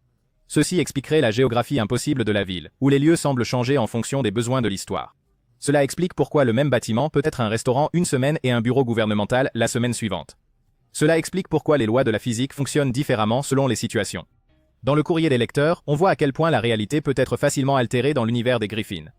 Peter fait des vœux qui modifient fondamentalement le fonctionnement de son corps, lui retirant entièrement ses os tout en le laissant fonctionner. Dans un monde normal, cela serait impossible, mais dans une réalité construite par l'imagination d'un génie infantile, tout devient possible. Les preuves à l'appui de cette théorie sont en fait assez convaincantes quand on y pense. Stewie est clairement le personnage le plus intellectuellement avancé de la série, capable de construire des machines à voyager dans le temps et des appareils interdimensionnels. Il montre également des signes d'une imagination incroyablement active et d'un désir de contrôler son environnement. Et si Quahog était son terrain de jeu ultime, un endroit où il peut expérimenter différents scénarios, différentes versions de sa famille, différentes issues. Cela expliquerait pourquoi la série peut se réinitialiser après des catastrophes majeures, pourquoi les personnages peuvent mourir et revenir, pourquoi la situation économique de la famille change radicalement d'un épisode à l'autre, pourquoi des voisins comme Kagmir et Cleveland ont des personnalités si exagérées, presque archétypales. Ce ne sont pas de vraies personnes, ce sont des personnages de la simulation mentale continue de Stewie. Il explique aussi la relation de l'émission avec la culture pop et le temps. Comment une série se déroulant de nos jours pourrait-elle constamment faire référence à des événements et des médias des décennies passées avec une précision parfaite? Parce que tout se passe dans l'esprit de quelqu'un qui a accès à de vastes quantités d'informations et peut reconstituer n'importe quelle période de temps qu'il souhaite. La théorie suggère que tout ce que nous voyons, le travail de Peter à la brasserie, les cours de piano de Lois, les aspirations littéraires de Brian, les difficultés de Meg au lycée, sont toutes des projections de la façon dont Stewie imagine la vie adulte. Ils sont filtrés à travers la perspective d'un nourrisson qui essaie de comprendre le monde adulte qui l'entoure. Mais c'est là que cette théorie devient vraiment sombre. Si Quahog est une construction mentale de Stewie, qu'est-ce que cela révèle sur sa situation réelle? Est-il réellement piégé quelque part, utilisant son imagination pour s'échapper? La vraie famille Griffin est-elle très différente de ce que l'on voit? La théorie soulève des questions inconfortables sur ce qui pourrait réellement se passer pour créer le besoin d'un monde imaginaire aussi élaboré. Cette interprétation reformule l'intégralité de la série comme le monologue intérieur d'un enfant génial essayant de comprendre un monde trop complexe ou trop traumatisant pour qu'il puisse le traiter directement. Il existe une théorie selon laquelle Peter pourrait en fait être secrètement riche. Vérifions ça dans le prochain épisode. Réfléchissez-y un instant. Comment la famille Griffin maintient-elle son niveau de vie alors que Peter se fait constamment virer, quitte son emploi impulsivement ou reste des mois sans travailler? Aujourd'hui, nous explorons une théorie selon laquelle Peter Griffin ne serait pas l'homme du peuple qu'il semble être, mais disposerait en fait d'une richesse secrète qui permet à sa famille de vivre. Cette théorie a commencé à circuler entre 2011 et 2012, lorsque les fans ont commencé à remarquer l'impossibilité mathématique de la situation financière de la famille Griffin. Peter travaille dans une brasserie pour ce qui semble être un salaire modeste, pourtant il possède une maison à 2 étages, plusieurs voitures, et peuvent se permettre des repas constants au restaurant. Les vacances et les coûteux projets sans fin de Peter. Dans la fièvre de la loterie, nous voyons comment Peter réagit lorsqu'il pense avoir gagné des millions. Sa réaction immédiate est de quitter son emploi et de commencer à dépenser follement dans des achats ridicules. Mais voici ce qui est intéressant. Même avant de gagner à la loterie, Peter s'adonnait régulièrement à des activités coûteuses. Il contracte une deuxième hypothèque pour acheter 200 000 billets de loterie, sans paraître particulièrement préoccupé par le risque financier. Cela suggère une personne ayant soit accès à des fonds importants, soit un détachement complet des conséquences financières normales. Ce qui est encore plus révélateur, c'est la vitesse à laquelle Peter dilapide ses gains à la loterie, quand 50 millions de dollars partis en un seul mois. Pourtant, à la fin de l'épisode, quand ils sont censés être de nouveau fauchés, la famille ne semble pas vivre très différemment d'avant. Ils sont de retour dans la même maison, portant les mêmes vêtements, mangeant la même nourriture. S'ils étaient vraiment démunis, on s'attendrait à voir de réelles difficultés. Mais au lieu de ça, tout redevient normal. Mais la théorie suggère plusieurs sources possibles pour la richesse cachée de Peter. D'abord, il y a son beau-père, Carter Schmidt, qui est établi comme étant extrêmement riche. Bien que Carter affirme souvent désapprouver Peter, il pourrait secrètement soutenir la famille pour assurer à sa fille et à ses petits-enfants un certain niveau de vie. La série a déjà fait allusion à cette dynamique, Carter intervenant lors d'urgences financières, tout en affichant publiquement son dédain pour Peter. Une autre possibilité est l'héritage de la propre famille de Peter. Nous savons que Peter vient d'un milieu familial compliqué, avec divers parents qui auraient pu lui laisser de l'argent. Son attitude désinvolte face aux grosses dépenses suggère quelqu'un qui ne s'est jamais vraiment soucié de manquer d'argent, car il y en a toujours eu davantage de disponibles. La preuve la plus convaincante est l'absence totale d'anxiété de Peter concernant l'argent, malgré sa situation d'emploi soi-disant précaire. Les gens normaux de la classe ouvrière ne contractent pas de deuxième hypothèque pour des billets de loterie ou ne quittent pas leur emploi sur un coup de tête. Le comportement de Peter suggère qu'il dispose d'un filet de sécurité financier important dont il ne parle pas ou qu'il ne comprend pas entièrement lui-même. Cette théorie explique aussi pourquoi Lois, elle-même issue d'une famille riche, a épousé Peter et reste avec lui malgré son irresponsabilité constante. Si Peter menaçait réellement la sécurité financière de leur famille de manière régulière, quelqu'un avec le passé et les options de Lois serait probablement parti depuis longtemps. Mais si elle sait qu'il y a toujours de l'argent de secours disponible, ces frasques deviennent de simples désagréments plutôt que de véritables menaces. La théorie de la richesse cachée transforme le personnage de Peter, d'un travailleur en difficulté en quelqu'un qui joue à être de la classe moyenne, tout en étant secrètement protégé par un argent familial qu'il ne reconnaît pas ou qu'il tient complètement pour acquis. Mais si Brian n'est pas du tout en vie, ce prochain épisode explore la possibilité que Brian soit un fantôme. Et si Brian Griffin n'était pas réellement en vie? Cette théorie troublante suggère que le chien de la famille Griffin est mort depuis des années, existant comme un esprit alcoolique qui hante la famille, laquelle reste largement inconsciente de sa vraie nature. La théorie est centrée sur la relation de Brian avec l'alcool et la mort tout au long de la série. Son problème d'alcool n'est pas traité comme un abus de substance typique. Ce vers, il est dépeint comme quelque chose de plus profond, de plus existentiel. Dans Brian et Stewie, nous voyons Brian avec une flasque dans ce qui semble être un coffre de banque, traitant l'alcool moins comme un loisir et plus comme une nécessité pour son existence. Ce qui est particulièrement révélateur, c'est la façon dont Brian décrit le fait de garder son alcool pour quelque chose d'important, suggérant qu'il le rationne dans un but précis. La théorie suggère que l'alcool sert d'ancrage à Brian dans le monde physique, la théorie étant que, sans lui, il pourrait disparaître entièrement. Cela expliquerait son besoin constant de boire et ses conversations philosophiques sur l'existence et le sens de la vie. La théorie du fantôme gagne en crédibilité si l'on considère la position unique de Brian au sein du foyer Griffin. C'est le seul personnage qui s'engage régulièrement dans des conversations profondes et significatives sur la vie, la mort et l'existence. Il semble souvent détaché des préoccupations quotidiennes de la famille, observant leur chaos d'une perspective presque surnaturelle. Ses aspirations d'écrivain pourraient représenter un fantôme essayant de laisser quelque chose de permanent derrière lui avant de passer à autre chose. Dans la vie de Brian, lorsque Brian meurt réellement, la réaction de la famille semble étrangement atténuée par rapport à ce à quoi on s'attendrait s'il avait été vraiment vivant. La facilité avec laquelle il retourne dans sa famille suggère que ce n'est pas la première fois qu'il meurt et revient. La théorie suggère que ce que la famille considère comme la mort de Brian n'était en fait qu'un affaiblissement temporaire de sa présence spirituelle. L'alcoolisme de Brian prend un nouveau sens sous cette interprétation. Plutôt qu'un défaut de caractère, sa consommation d'alcool devient une nécessité tragique, une âme morte s'accrochant à l'existence par le courage liquide et la dépendance chimique. Sa dépression et sa vision nihiliste du monde sont logiques s'il est coincé entre la vie et la mort, incapable d'avancer mais incapable de vraiment vivre. Cependant, cette théorie soulève plusieurs préoccupations quant à la manière dont nous abordons la toxicomanie et la santé mentale. Bien que l'interprétation du fantôme soit créative, elle risque de romancer l'alcoolisme comme quelque chose de mystique plutôt que de le reconnaître comme un problème de santé grave. La véritable dépendance cause une souffrance authentique et nécessite un traitement approprié, pas des explications surnaturelles. La théorie minimise aussi potentiellement les expériences très réelles des personnes aux prises avec la dépression et des questions existentielles. Les luttes philosophiques de Brian résonnent auprès des spectateurs précisément parce qu'elles reflètent des expériences humaines authentiques face au sens, au but et à la mortalité. D'un point de vue narratif, la théorie du fantôme ne correspond pas vraiment à l'approche générale de Family Guy en matière de développement des personnages. L'émission traite généralement les problèmes de Brian de manière directe plutôt que de cacher des éléments surnaturels plus profonds. Ses problèmes d'alcool et sa quête de sens fonctionnent efficacement comme des traits de caractère réalistes sans nécessité d'explication paranormale. Bien que la théorie du fantôme alcoolique offre une perspective intrigante pour analyser le personnage de Brian, il est important de se rappeler que la dépendance et les problèmes de santé mentale sont des problèmes réels qui méritent une considération sérieuse plutôt qu'une reformulation surnaturelle.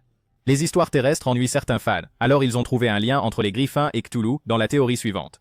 Et si l'existence chaotique de la famille Griffin n'était pas due à la malchance ou à la physique des dessins animés, mais à quelque chose de bien plus sinistre, cette théorie ironique suggère que Peter, Lois et leurs enfants pourraient être les descendants d'entités cosmiques horrifiques comme Cthulhu, ce qui expliquerait leur capacité à survivre à des situations impossibles et à attirer le chaos surnaturel partout où ils vont. Cette théorie s'apparente davantage à une spéculation créative de fans qu'à une analyse sérieuse, traitant les éléments absurdes de la série comme des preuves potentielles d'un héritage d'un autre monde. L'idée est que les rencontres apparemment infinies des Griffins avec des événements paranormaux et leur immunité aux conséquences normales proviennent de leur lignée occulte. Dans Petergeist, la maison des Griffins devient un champ de bataille surnaturel lorsque Peter dérange des sépultures amérindiennes.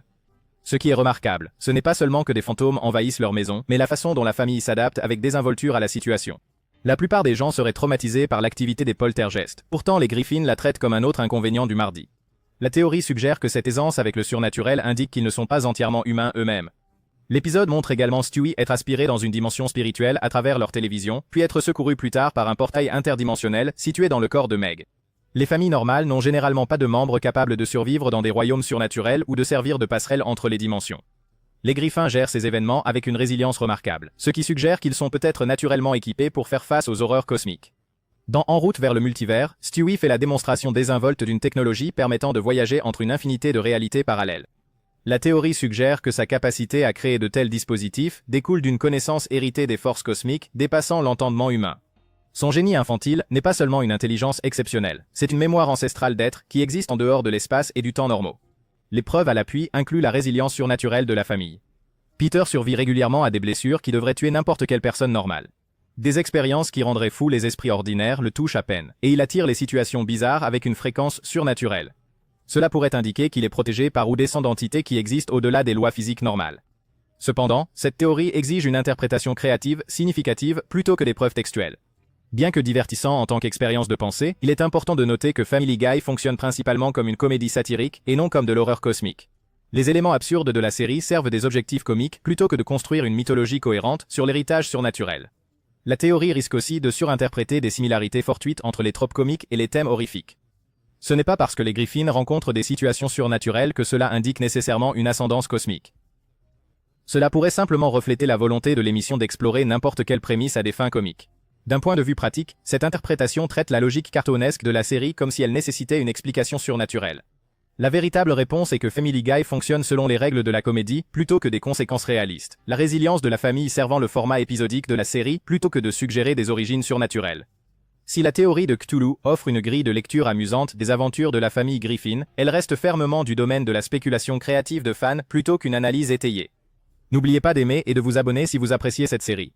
La théorie suivante tente de trouver qui est responsable des malheurs constants des Peter. Et si les malheurs constants de Peter Griffin n'étaient pas juste de la malchance ou sa propre stupidité, mais le résultat d'un sabotage délibéré? Cette théorie suggère que Carter Peter Schmidt, le riche père de Lois, utilise ses vastes ressources et relations pour orchestrer des catastrophes dans la vie de Peter, en guise de punition pour avoir épousé sa fille. Carter ne cache jamais son mépris pour Peter. Dès leur première rencontre, il a clairement fait savoir qu'il considérait Peter comme inférieur au statut social de sa famille. Mais que se passe-t-il si sa désapprobation va bien au-delà des remarques acerbes et des rebuffades sociales? Et si Carter avait activement œuvré en coulisses pour rendre la vie de Peter aussi difficile que possible? Dans Scrooge the Pooch, nous voyons jusqu'où Carter est prêt à aller quand quelqu'un le contrarie. Quand Brian s'implique avec sa chienne primée Seabreeze, Carter n'exprime pas seulement sa déception. Breeze Marine. Il mobilise tout un réseau de ressources. Il engage des enquêteurs, utilise ses relations juridiques et coordonne avec ses amis fortunés pour retrouver Brian. La vitesse et l'efficacité avec lesquelles il orchestre cette opération révèlent une personne dotée d'un pouvoir et d'une influence considérable. Pendant la bataille pour la garde, Carter démontre sa capacité à manipuler les procédures légales et à présenter des preuves accablantes. Il a accès à des informations personnelles détaillées sur le passé de Brian, à ses dossiers de location et à des détails apparemment insignifiants qui suggèrent de vastes capacités de surveillance. Ce n'est pas juste de la richesse, c'est quelqu'un qui a l'infrastructure pour surveiller et enquêter sur la vie des gens en détail. Dans Welcome Back, nous avons un aperçu du cercle social de Carter et de l'étendue de ses relations. Ce ne sont pas seulement de riches amis qui organisent des dîners, ce sont des personnes qui ont un réel pouvoir dans les affaires, la politique et la société. Lorsque Carter mentionne ses diverses connaissances et leurs capacités, il devient évident qu'il a accès à des réseaux qui pourraient influencer presque tous les aspects de la vie de quelqu'un. Pensez à la série de malheurs de Peter tout au long de la série. Il perd régulièrement son emploi bien qu'il soit généralement compétent pour les tâches de base. Il rencontre d'étranges problèmes juridiques qui se résolvent toujours bizarrement. Il se retrouve dans des situations de plus en plus absurdes que la plupart des gens normaux ne vivraient jamais. Les catastrophes impliquent souvent des figures d'autorité, la bureaucratie des entreprises ou des fonctionnaires, exactement les domaines où l'influence de Carter serait la plus efficace. La richesse de Carter ne se limite pas à posséder de belles choses, elle lui confère un pouvoir sur la vie d'autrui. Quand on a son niveau de ressources, on peut passer des coups de fil qui font virer des gens, tirer des ficelles qui créent des complications légales, ou organiser des rencontres fortuites qui mènent au chaos. Les problèmes de Pierre au travail impliquent fréquemment des restructurations d'entreprises ou des conflits d'autorité. Ces ennuis judiciaires surgissent souvent de nulle part et disparaissent tout aussi mystérieusement. Même les aventures bizarres de Peter pouvaient être orchestrées grâce aux relations de Carter. Besoin que Peter s'implique dans un scandale de célébrité? Carter connaît des dirigeants de l'industrie du divertissement. Vous voulez que Peter se retrouve dans une situation politique? Carter a des contacts au gouvernement. Vous cherchez à créer une urgence médicale? Carter siège au conseil d'administration des hôpitaux. La preuve la plus convaincante pourrait être le moment des catastrophes de Peter. Il semble souvent survenir juste au moment où les choses vont bien pour la famille Griffin, comme si quelqu'un les empêchait délibérément d'atteindre la stabilité ou le succès. Chaque fois que Peter montre des signes de croissance ou de responsabilité, quelque chose de catastrophique se produit pour réinitialiser sa situation. Carter a à la fois les moyens et le mobile. Sa haine envers Peter est authentique et profondément enracinée, et ses ressources sont quasiment illimitées. Pour quelqu'un qui considère Peter comme une insulte permanente à la réputation de sa famille, orchestrer une campagne de sabotage subtile serait à la fois satisfaisant et à sa portée. La beauté de cette théorie est que l'influence de Carter serait invisible pour Peter lui-même. Peter ne verrait qu'une série d'événements malheureux et de malchance, sans jamais réaliser que chaque désastre était soigneusement orchestré par le réseau de puissantes relations de son beau-père. Il y a quelque chose qui cloche chez Lois.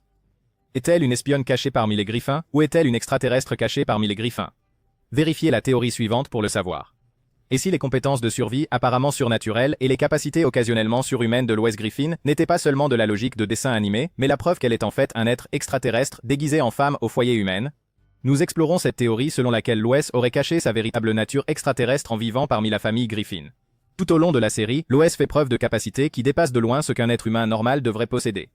Ses compétences au combat, son instinct de survie et sa capacité à endurer des situations extrêmes suggèrent qu'elle possède des capacités physiques améliorées.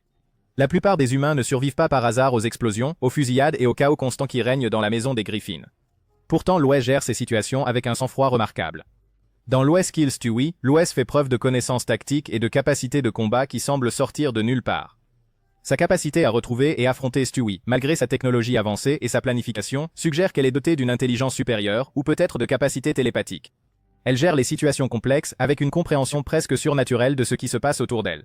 Sa pensée stratégique en situation de crise dépasse souvent ce que l'on attendrait d'une professeure de piano et femme au foyer. Lois déjoue constamment ses adversaires qui devraient avoir des avantages significatifs sur elle, comme si elle puisait dans des connaissances ou des capacités que son identité humaine ne peut expliquer. Dans Mission Impossible S3-E11, nous voyons d'autres preuves de la nature inhabituelle de Lois. Ses réactions face à des situations bizarres, comme l'aventure microscopique de Stewie à l'intérieur du corps de Peter, sont étonnamment calmes et adaptables. La plupart des gens seraient complètement dépassés par de telles circonstances surréalistes, mais Lois les traite comme des problèmes gérables à résoudre. La théorie suggère que les lapsus occasionnels de Lois révèlent sa nature extraterrestre. Sa prononciation parfaite de mots obscurs, son étrange capacité à rester calme lors d'événements surnaturels, et ses prédictions parfois étrangement précises concernant les situations familiales pourraient toutes indiquer qu'elle a accès à des connaissances avancées ou à des capacités cognitives améliorées. Sa relation avec Peter vient également étayer cette théorie. Pourquoi quelqu'un avec l'intelligence et les capacités apparentes de Lois choisirait-il de rester avec quelqu'un d'aussi chaotique et irresponsable que Peter, à moins qu'elle n'étudie le comportement humain à des fins de recherche, ou que Peter ne remplisse une fonction dans sa mission que nous ne comprenons pas? Le style parental de Lois semble aussi étrangement détaché par moments, comme si elle observait les dynamiques familiales humaines plutôt que d'y participer naturellement. Sa capacité à passer de la mère aimante à la stratège froide suggère qu'elle a appris à imiter les émotions humaines plutôt qu'à les ressentir véritablement. La théorie de l'extraterrestre expliquerait pourquoi Lois semble rarement vraiment surprise par les événements surnaturels qui se produisent constamment autour de sa famille. Alors que d'autres personnages réagissent avec choc au voyage dans le temps, aux portails interdimensionnels et aux animaux parlants, Lois s'adapte avec une facilité suspecte. Ses capacités musicales, en particulier son oreille absolue, et sa compréhension sophistiquée de la composition, pourraient indiquer qu'elle est une personne dotée de capacités sensorielles améliorées, typiques d'une espèce plus avancée. La façon dont elle traite des informations complexes et établit des liens que d'autres manquent suggère qu'elle possède des capacités cognitives dépassant la portée humaine normale. Si Lois est bien une extraterrestre, cela soulève des questions fascinantes sur sa véritable mission sur Terre, et si les aventures constantes de la famille Griffin sont d'une manière ou d'une autre liées à son programme extraterrestre. Nous savons tous à quel point Stewie peut être sombre. Eh bien, pensez-vous qu'il aurait pu tuer un jumeau dans l'utérus? Certains fans le pensent. Stewie a tué un de ses frères ou sœurs à la naissance, dans les épisodes 11 de la saison 3 et 1 de la saison 5, lorsque Family Guy a laissé entendre que Stewie aurait pu éliminer la concurrence très tôt. Et si les tendances violentes et l'intelligence sophistiquée de Stewie Griffin n'étaient pas de simples traits inhabituels pour un bébé, mais la preuve qu'il a éliminé un jumeau ou un frère-sœur à la naissance? Cette théorie troublante suggère que le premier meurtre de Stewie n'était pas une tentative de matricide, mais un fratricide commis dans l'utérus ou la salle d'accouchement. La théorie se fonde sur le comportement constamment violent de Stewie tout au long de la série. Contrairement à la violence typique des dessins animés, l'agression de Stewie semble calculée et intentionnelle. Il fait preuve de capacité de planification avancée, de pensée tactique et d'un manque total d'empathie, ce qui semble inhabituel même pour les traits de caractère exagérés de Family Guy. Son niveau d'intelligence semble également anormalement avancé pour un nourrisson, ce qui suggère qu'il aurait pu absorber des capacités d'une autre source. Dans un pari mortel, nous voyons Stewie se démener pour empêcher Peter et Lois de concevoir un autre enfant. Sa mission désespérée d'empêcher la naissance d'un potentiel frère ou sœur révèle une peur intense de la compétition pour l'attention parentale. Mais que se passerait-il si ce n'était pas la première fois qu'il était confronté à une rivalité fraternelle? L'épisode montre la volonté de Stewie de commettre des actes de violence pour conserver sa position de bébé de la famille. Sa rencontre avec le spermatozoïde qu'il tente d'abord de détruire, puis avec lequel il se lie d'amitié, devient particulièrement significative sous cette interprétation. Lorsque Stewie s'allie avec le sperme, le qualifiant de son frère, cela reflète la façon dont il aurait pu initialement créer des liens avec un jumeau avant que les circonstances ne changent. La trahison et la destruction éventuelle de ce potentiel frère ou sœur pourraient représenter un schéma de comportement. Dans Stewie aime Lois, nous voyons davantage de preuves de la relation complexe de Stewie avec l'affection maternelle et de ses réactions extrêmes lorsque cette attention est menacée ou retirée. Ces sautes d'humeur dramatiques, entre dévotion aimante et rage meurtrière, suggèrent quelqu'un qui s'est déjà battu pour un amour parental exclusif. L'intensité de son attachement à Lois semble désespérée, comme s'il protégeait quelque chose qu'il a dû se battre pour obtenir. La théorie suggère que Stewie faisait initialement partie d'une naissance multiple, soit des jumeaux, soit des triplés. Pendant la gestation ou peu après la naissance, il a éliminé ses frères et sœurs par une forme de violence ou de manipulation. Cela expliquerait son développement avancé, car il aurait pu absorber des nutriments, de l'espace, ou même un développement neurologique qui aurait dû être partagé. Cet acte de fratricide précoce expliquerait aussi la compréhension sophistiquée de la violence et de la mort chez Stewie. Il n'aborde pas le meurtre avec une curiosité enfantine, ce type-là. Il le gère avec l'assurance de quelqu'un qui l'a déjà fait et a réussi. Ses diverses manigances contre Lois ressemblent à des perfectionnements de techniques qu'il a déjà testées. La nature sombre de cette théorie reflète la manière dont Family Guy explore souvent des thèmes dérangeants à travers l'humour noir. Le personnage de Stewie incarne déjà de nombreux concepts dérangeants, un nourrisson à l'intelligence adulte, aux intentions meurtrières et à une possible conscience sexuelle. Ajouter un fratricide à son passé correspondrait à la volonté de la série de repousser les limites. Cependant, cette théorie s'aventure dans un domaine véritablement troublant qui dépasse la spéculation typique des fans. Cela implique l'infanticide et suggère que le personnage de Stewie représente quelqu'un qui a commis un meurtre en tant que nouveau-né. Bien que Family Guy explore des thèmes sombres, cette interprétation attribue des actes véritablement horribles à un personnage qui, malgré ses tendances violentes, est toujours dépeint comme un bébé dans une comédie familiale. La théorie manque également de preuves substantielles tirées de la série elle-même. Bien que le comportement de Stewie soit certainement extrême, l'attribuer à un meurtre de frère ou sœur passé nécessite une spéculation importante qui n'est pas étayée par le contenu réel de ces épisodes. La théorie suivante considère l'idée que toute la série n'est qu'un rêve fiévreux. Restez à l'écoute. Et si toute la série Family Guy ne se déroulait pas réellement, mais existait entièrement dans l'inconscient de Peter Griffin pendant qu'il est dans le coma quelque part? Quelles sont les chances que toutes les aventures bizarres, les scénarios impossibles et les moments qui défient la réalité que nous voyons soient le produit du cerveau onirique de Peter, essayant de traiter sa vie et ses souvenirs? La théorie du rêve a gagné du terrain en raison de la fréquence à laquelle Family Guy enfreint ses propres règles de la réalité.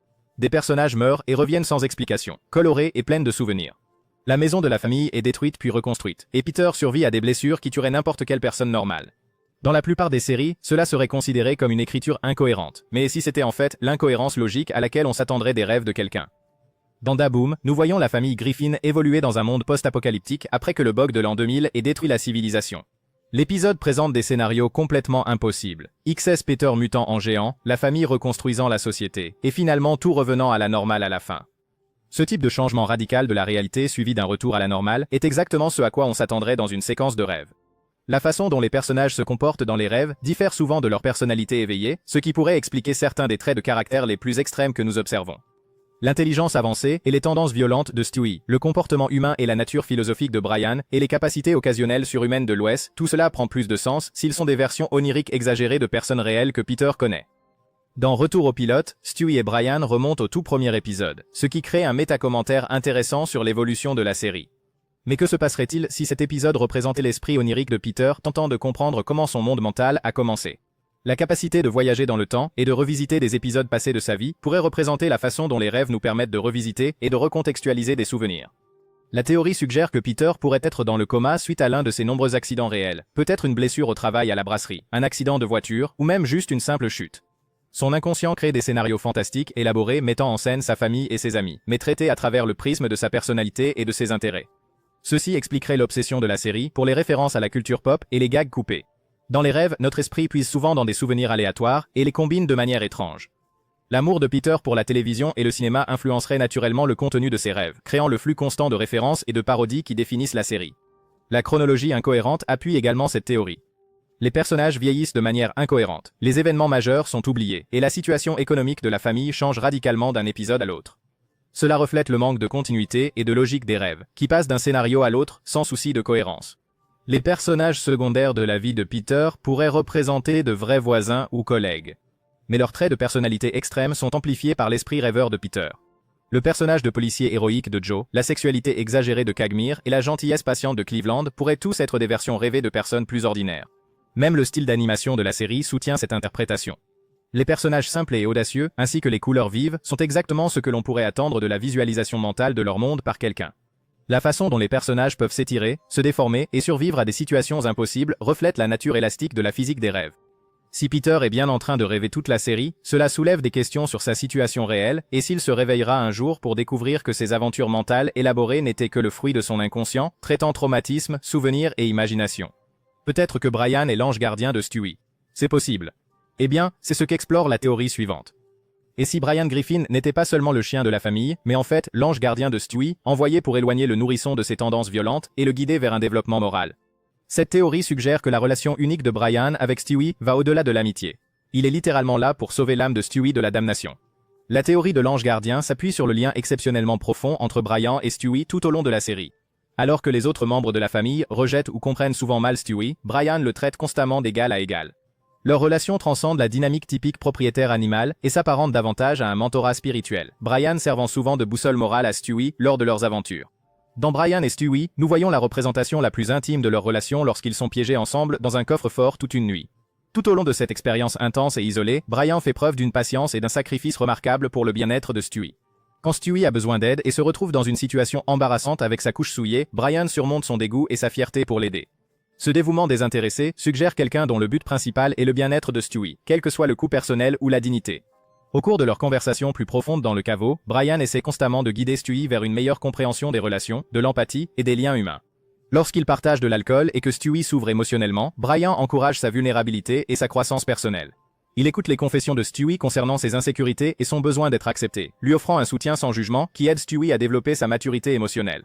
Même lorsqu'il se dispute et se blesse délibérément dans des moments de frustration, Brian pardonne finalement à Stewie et continue de prendre soin de lui, faisant preuve de l'amour inconditionnel que l'on attendrait d'un gardien divin.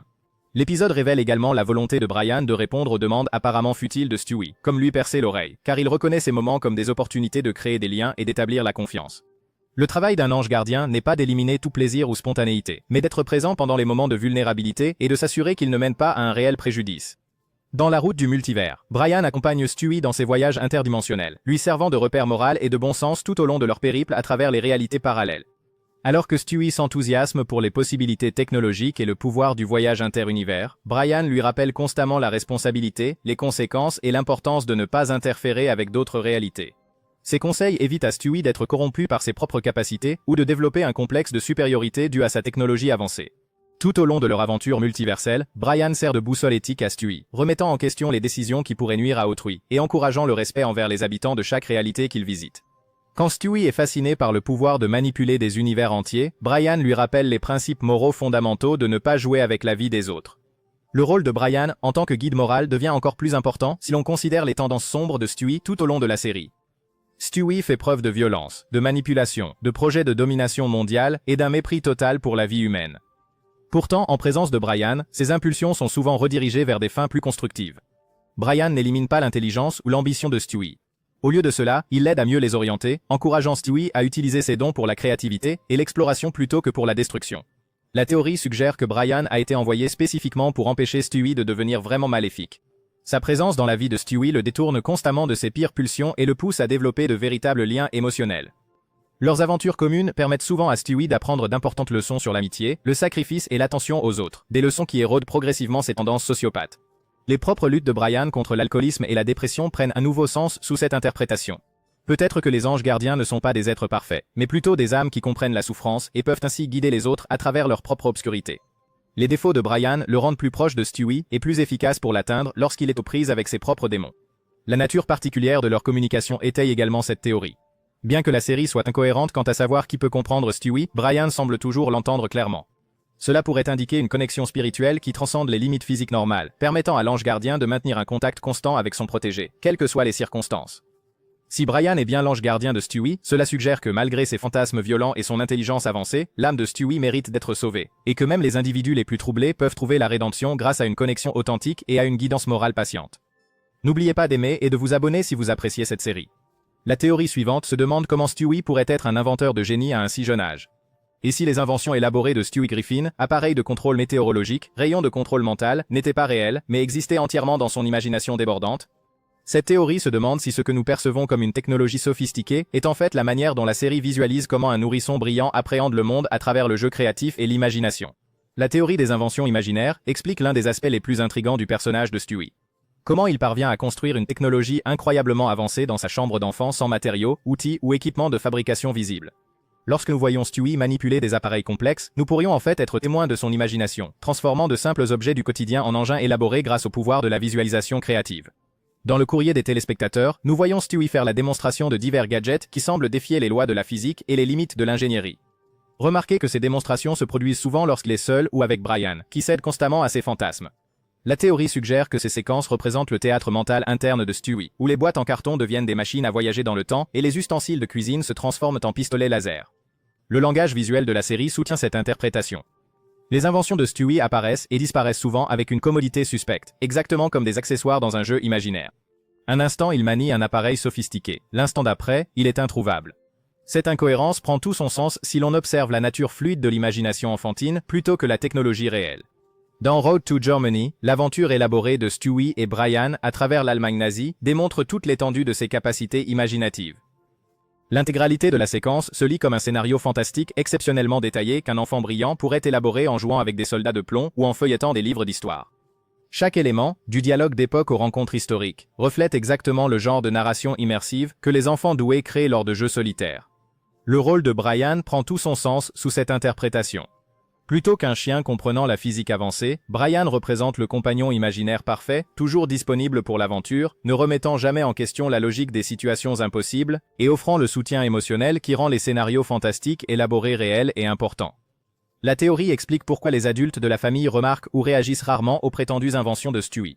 Lorsque Lois entre dans sa chambre pendant ces séquences, elle pourrait simplement voir son bébé jouer tranquillement avec des jouets, complètement inconsciente des aventures épiques qui se déroulent dans son esprit.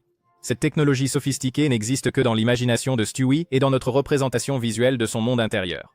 Les explications techniques et le jargon scientifique de Stewie prennent également une nouvelle signification. Au lieu de démontrer de réelles connaissances, il représente son esprit brillant traitant des concepts complexes qu'il a absorbés de la télévision, des livres et des conversations entendues. Il tisse ces fragments en des explications cohérentes qui donnent une structure à son jeu imaginatif. La vérité émotionnelle derrière les inventions de Stewie devient encore plus percutante lorsqu'elles sont considérées comme des mécanismes d'adaptation. Incapable de contrôler son environnement ou d'affirmer son indépendance étant bébé, il crée des scénarios mentaux élaborés où il possède un pouvoir et une autonomie ultime. Sa machine à voyager dans le temps n'est pas qu'un appareil, c'est son moyen d'échapper aux limites de son âge et de sa situation. Cette interprétation transforme chacune des aventures de Stewie en une fenêtre sur l'esprit d'un enfant extraordinaire, utilisant l'imagination pour combler le fossé entre ses capacités intellectuelles et ses limitations physiques. Son laboratoire devient une salle de jeu, ses inventions des jouets et ses grandioses projets les fantasmes de puissance naturelle de quelqu'un d'assez brillant pour les concevoir mais trop jeune pour les réaliser. Le spectacle visuel de la technologie de Stewie est la manière dont Family Guy rend hommage à la créativité illimitée de l'imagination enfantine, nous montrant comment les objets les plus simples peuvent devenir n'importe quoi lorsqu'ils sont filtrés par un esprit non limité par le scepticisme adulte et les contraintes pratiques. Sous cet angle, le personnage de Stewie devient une célébration du potentiel imaginatif pur, nous rappelant les mondes incroyables qui existent dans l'esprit des enfants créatifs qui refusent d'être contraints par les limites ordinaires de la réalité. La théorie suivante est amusante, une bonne pause après toutes les théories étranges et déroutantes sur nos personnages bien aimés. Et si Family Guy et American Dad n'étaient pas seulement deux comédies animées distinctes créées par Seth MacFarlane, mais se déroulaient en fait dans des dimensions parallèles au sein du même multivers? Aujourd'hui, nous explorons la théorie selon laquelle les familles Griffin et Smith existent dans des versions alternatives de la réalité, avec des personnages comme Stewie et Roger servant de contrepartie dimensionnelle l'un à l'autre. La théorie de l'univers parallèle s'appuie sur les concepts sophistiqués de multivers que Family Guy a explorés tout au long de sa diffusion. Lorsque Stewie démontre sa capacité à voyager entre des réalités infinies, il prouve essentiellement que de multiples versions de l'existence opèrent simultanément. Cela ouvre la porte à l'existence d'American Dad comme une simple variation dimensionnelle à laquelle Stewie pourrait théoriquement accéder.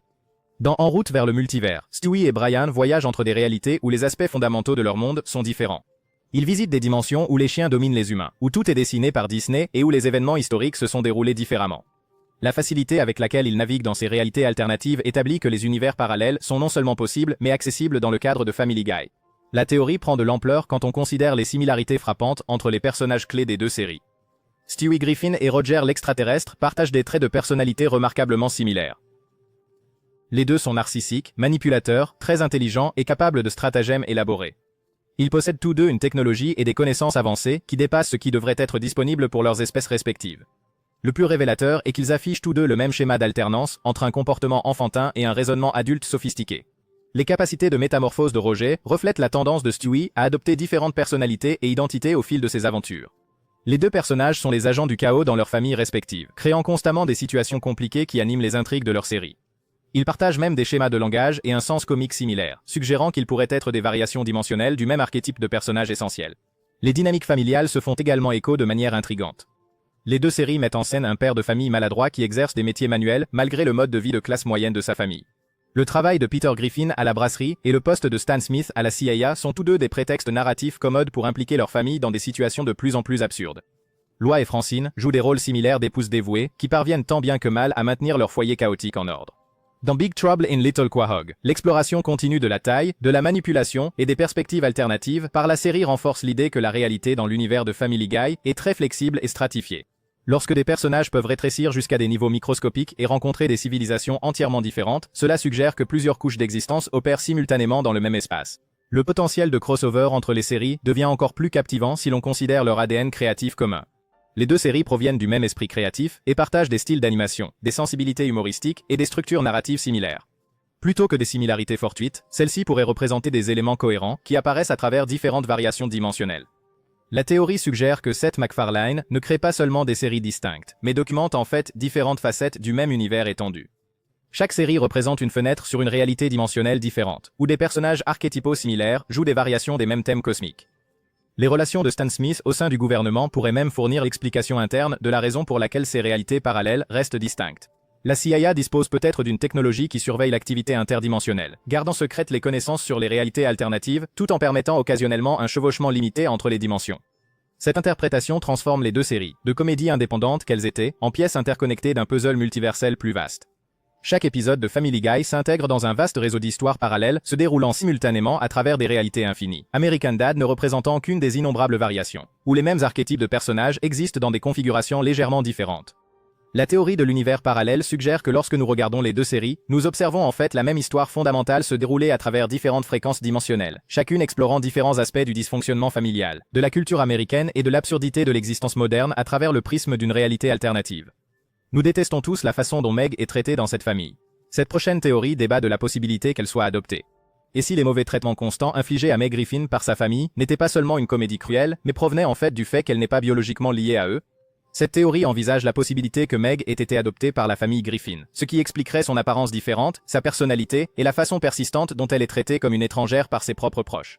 La théorie de l'adoption aborde plusieurs aspects déroutants du personnage de Meg et de sa place dans la dynamique familiale. Contrairement à ses frères et sœurs, Meg est visiblement différente de Peter et Lois. Alors que Chris ressemble clairement à Peter et que Stewie a la structure faciale de Lois, l'apparence de Meg ne semble venir d'aucun de ses parents. Ses cheveux bruns contrastent avec la génétique majoritairement blonde de la famille, et ses traits généraux suggèrent une ascendance entièrement différente. Plus révélateur que les différences physiques est la façon dont la famille traite Meg par rapport aux autres enfants. Alors que Peter peut être frustré par la stupidité de Chris ou agacé par les stratagèmes de Stewie, son traitement de Meg dépasse la tension père-fille typique pour atteindre une cruauté et un rejet authentique. La constance de ces mauvais traitements suggère quelque chose de plus profond qu'un dysfonctionnement familial normal. Dans Don't Make Me Over, nous assistons à la transformation de Meg grâce à un relooking qui révèle qu'elle est en fait très séduisante avec un style et une attention appropriés. Le choc de la famille devant sa beauté suggère qu'ils ne l'ont jamais vraiment considérée comme une personne digne d'attention. Quand elle réussit et prend confiance en elle, leur réaction n'est pas de la fierté, mais du ressentiment. Comme si sa réussite menaçait la hiérarchie familiale établie. L'épisode montre à quelle vitesse Meg peut s'intégrer dans différents cercles sociaux lorsqu'elle est acceptée et valorisée. Sa popularité immédiate et son succès romantique suggèrent qu'elle possède des compétences sociales et un attrait qui était simplement réprimé par son environnement familial. Cette adaptabilité pourrait indiquer qu'elle est naturellement adaptée à un autre type de famille ou de structure sociale. Dans South Seychelles Party, Meg confronte enfin sa famille au sujet de la façon dont elle la traite, révélant des aperçus profonds de leur dysfonctionnement. Sa capacité à analyser psychologiquement les problèmes de chaque membre de la famille suggère qu'elle les observe d'un point de vue extérieur plutôt que de se sentir véritablement intégrée à leur dynamique. Cette distance émotionnelle pourrait provenir du sentiment inconscient qu'elle n'est pas à sa place.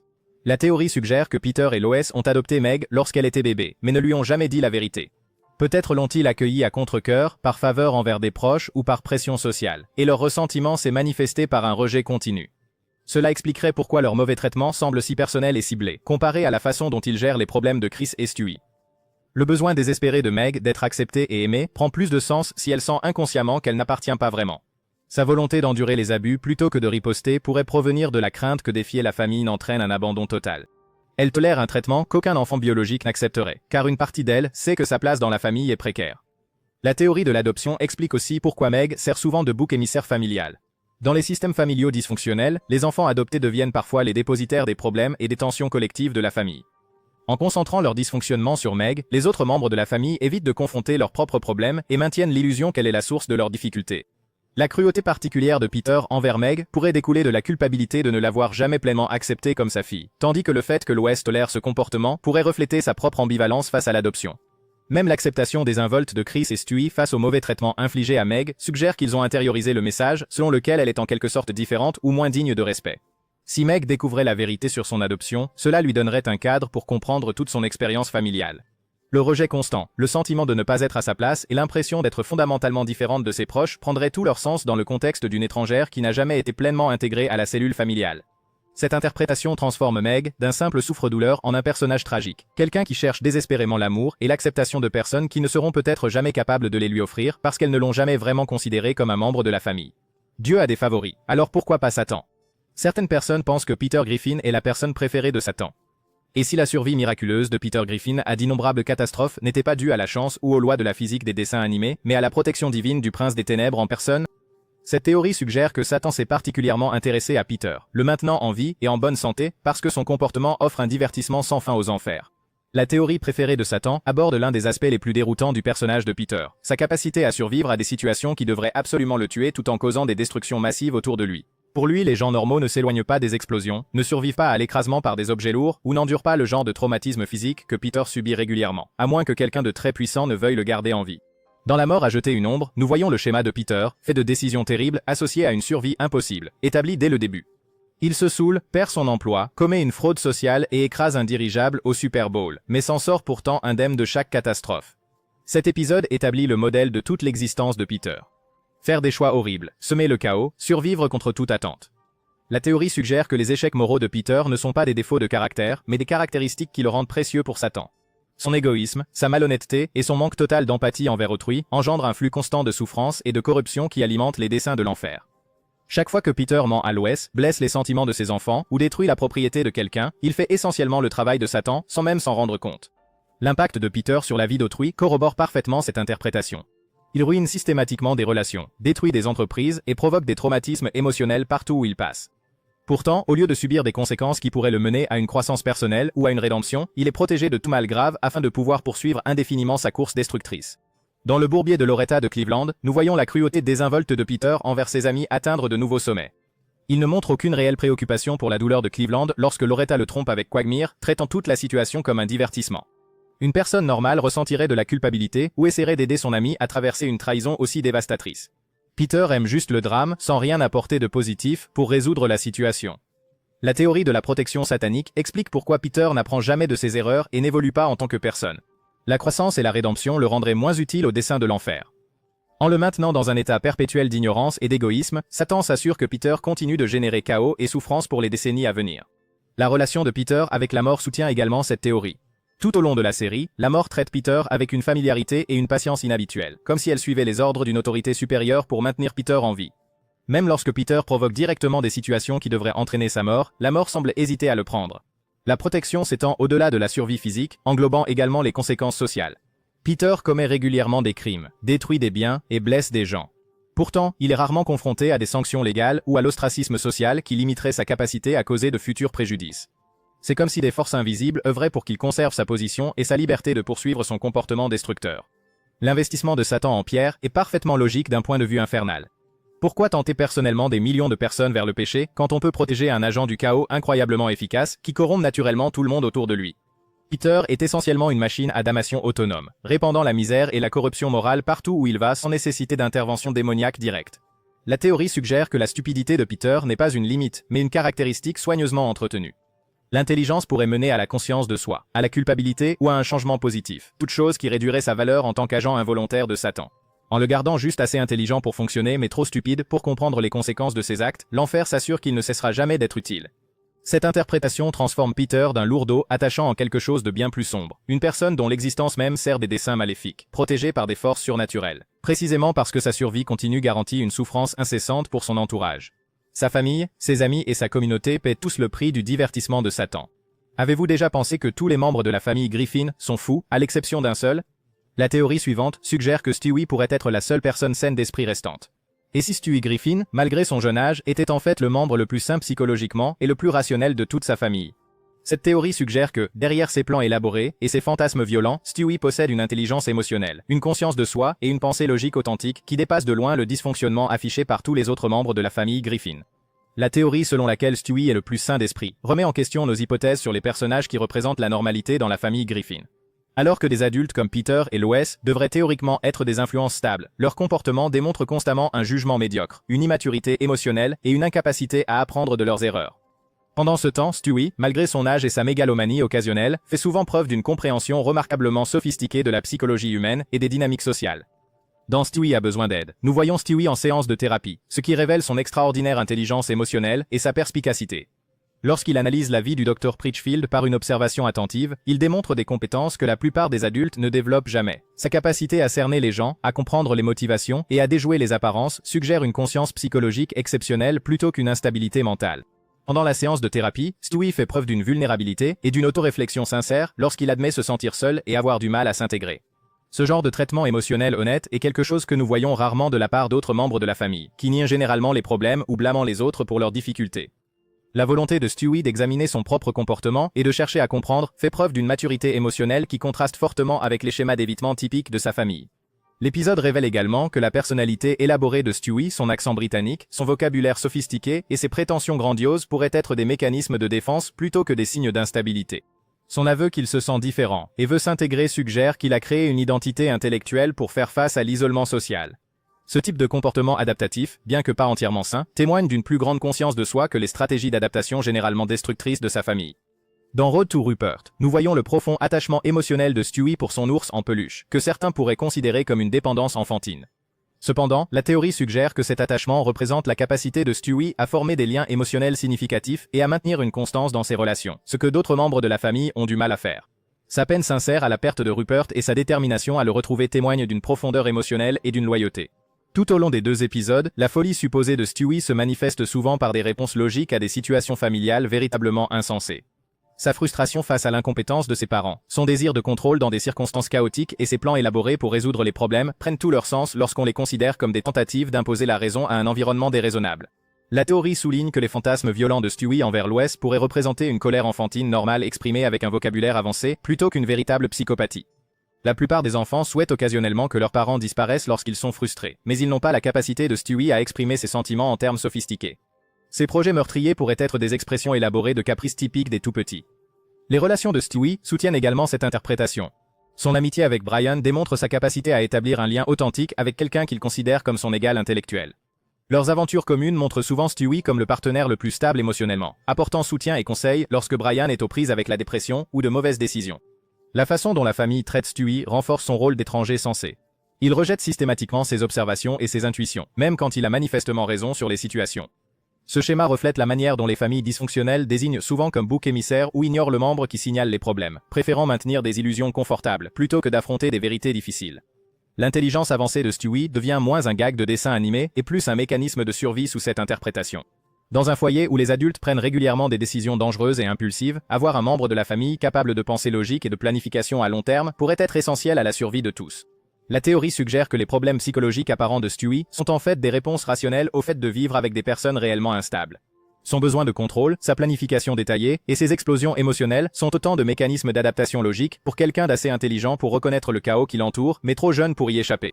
Cette interprétation transforme Stewie d'un personnage comique en une figure tragique. IA. Win, un enfant brillant pris au piège d'une famille dysfonctionnelle, utilise son intellect pour survivre tout en recherchant désespérément le lien émotionnel et la stabilité que sa famille ne peut lui offrir. Parfois, certains personnages brisent le quatrième mur, et ce n'est pas ceux auxquels vous vous attendez dans la prochaine théorie.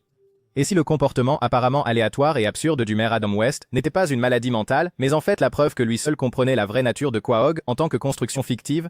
L'idée est que la folie apparente de West était en fait une conscience sophistiquée de la réalité des dessins animés, faisant de lui le seul personnage à avoir véritablement compris qu'il existait dans une émission de télévision animée. Le maire West connaît la vérité. La théorie reformule son comportement excentrique en réponse rationnelle au fait de vivre dans un monde manifestement artificiel.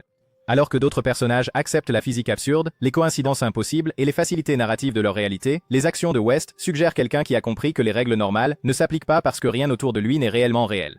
Dans 15 minutes of Shame, nous voyons la relation particulière de West avec les médias et l'attention publique à travers l'expérience de télé-réalité de la famille Griffin. Son comportement lors d'événements publics révèle quelqu'un qui comprend qu'il joue pour un public existant au-delà du monde fictif immédiat. Quand il prononce des discours sur l'histoire de Quahog, son style de présentation théâtrale suggère qu'il est conscient de réciter une exposition pour les téléspectateurs, plutôt que d'informer réellement les citoyens. Le récit de West sur le mythe fondateur de Quahog, en 7 actes et avec une palourde magique parlante, est celui de quelqu'un qui sait qu'il raconte une histoire manifestement fictive. Sa prestation a la qualité d'un acteur conscient de lire un dialogue ridicule, mais qui s'engage quand même dans la performance. La plupart des politiciens tenteraient de rendre les légendes locales plausibles, mais West présente des éléments clairement fantastiques avec une sincérité totale, comme s'il savait que le public s'attendait à une logique de dessin animé. La théorie se renforce grâce à la relation de West avec la structure narrative tout au long de la série. Ses actions semblent souvent déconnectées des préoccupations immédiates de l'intrigue, mais elles servent fréquemment des fonctions narratives plus larges. Il apparaît lorsque les épisodes nécessitent des figures d'autorité, fournit des explications lorsque l'histoire de fond est requise, et disparaît lorsque sa présence compliquerait les intrigues en cours. Cela suggère quelqu'un qui comprend son rôle de personnage secondaire plutôt que d'individu pleinement autonome. Dans Patriot Games, les réactions de West aux diverses situations sportives et politiques démontrent sa perspective unique sur la réalité de l'émission. Alors que d'autres personnages s'investissent émotionnellement dans les développements de l'intrigue, West semble souvent détaché, comme s'il observait les événements de l'extérieur du cadre narratif. Ses commentaires et réactions ont souvent une qualité métatextuelle qui suggère une conscience d'un contexte plus large au-delà de ce que son personnage devrait techniquement savoir. Les schémas de dialogue de West étayent également cette interprétation. Il fait souvent des références qui semblent anachroniques ou contextuellement inappropriées, comme s'il avait accès à des informations extérieures à sa chronologie fictive. Ces références culturelles couvrent des décennies, ce qui suggère une connaissance du monde réel au-delà de la chronologie supposée de Quahog. Le comportement apparemment aléatoire du maire pourrait en fait être une stratégie délibérée pour préserver sa santé mentale, piégé dans un monde fictif. S'il comprend vraiment qu'il est un personnage de dessin animé dans une série animée, ses actions excentriques pourraient représenter des tentatives d'affirmer une forme d'autonomie au sein de contraintes narratives prédéterminées. En agissant de manière imprévisible, il crée de petits espaces d'autonomie au sein de son existence scénarisée. Les interactions de West avec les autres personnages donnent souvent l'impression qu'il condescend à des gens qui ne comprennent pas sa situation. Il se plie aux exigences du leadership municipal tout en reconnaissant clairement l'absurdité de gouverner une ville où les lois de la physique sont incohérentes et où les catastrophes majeures se résolvent d'elles-mêmes en 22 minutes. La théorie suggère que la connaissance de West crée une forme de fardeau existentiel. Il doit continuer à jouer son rôle de maire tout en sachant que ses décisions n'ont finalement aucune importance, car les exigences de l'histoire l'emporteront sur toute gouvernance logique. Cette conscience cosmique pourrait expliquer son détachement des préoccupations politiques habituelles et son intérêt pour des activités apparemment insignifiantes. Son comportement devient moins aléatoire et plus intentionnel lorsqu'on le considère comme celui de quelqu'un qui cherche un sens et un divertissement dans les limites d'un format fictionnel répétitif. Plutôt que de devenir fou à cause de la logique des dessins animés, il s'y est adapté en embrassant l'absurdité tout en conservant une connaissance secrète de la vérité. Cette interprétation transforme le maire West d'un simple personnage comique en une figure tragique, peut-être le seul habitant de Quahog à vraiment comprendre leur réalité. Mais qui doit garder ce savoir secret pour ne pas briser le quatrième mur qui assure l'existence de leur monde? Si vous appréciez cette série, n'oubliez pas de liker et de vous abonner. La théorie suivante jongle avec l'idée que Lois aurait pu empoisonner Peter. Et si le comportement de plus en plus erratique de Peter Griffin, son intelligence déclinante et sa santé qui se détériore n'étaient pas des développements naturels, mais le résultat d'un empoisonnement systématique par sa femme Lois? Cette théorie troublante suggère que Lois administre lentement des toxines à Peter pour le maintenir dépendant, gérable et incapable de fonctionner sans ses soins constants. La théorie de l'empoisonnement découle de l'observation du déclin dramatique, cognitif et physique de Peter tout au long de la série. Les premiers épisodes montrent Peter comme grossier mais relativement compétent. Il conserve ses emplois, prend des décisions et fait preuve de compétences élémentaires en résolution de problèmes. Cependant, au fil de la série, son intelligence semble se détériorer considérablement, sa santé devient de plus en plus fragile et sa dépendance envers Lois s'accentue. Dans Peter Problems, nous voyons Peter aux prises avec des troubles sexuels après avoir perdu son emploi et être devenu un homme au foyer. La théorie suggère qu'il ne s'agit pas d'une castration psychologique, mais d'une preuve physique de la stratégie d'empoisonnement de Loès. Son incapacité à avoir des rapports sexuels, combinée à sa faiblesse physique croissante et à sa confusion cognitive, reflète les symptômes de certaines toxines administrées à petite dose sur une longue période. L'épisode montre Loès jouer un rôle inhabituellement actif dans les soins médicaux de Peter, l'accompagnant chez les médecins et contrôlant ses options de traitement. Elle est présente à toutes les consultations médicales et donne son avis sur les médicaments qui lui sont prescrits. Ce positionnement lui permet de surveiller son état tout en s'assurant qu'aucun professionnel de la santé ne découvre la véritable cause de ses symptômes. Tout au long de la série, Loès fait preuve d'une connaissance approfondie de la cuisine, de la chimie et des produits ménagers, autant de sources potentielles d'agents d'empoisonnement subtils. Son parcours inclut des cours de piano, qui exigeaient historiquement la connaissance de divers produits chimiques, et son éducation aisée lui aurait donné accès à des informations sur des substances exotiques. Elle prépare systématiquement les repas de Peter et contrôle son régime alimentaire, ce qui lui donne des occasions illimitées d'administrer des toxines. Les schémas comportementaux de Peter confirment cette interprétation. Son infantilisme croissant, ses problèmes de mémoire et ses actions impulsives concordent avec les lésions neurologiques causées par une exposition prolongée à certains produits chimiques. Ses fréquents problèmes de santé, cardiaques, de poids et diverses affections physiques pourraient résulter de lésions organiques systémiques plutôt que de choix de vie. La théorie suggère que Loès a commencé à empoisonner Peter au début de leur mariage pour garder le contrôle de leur relation.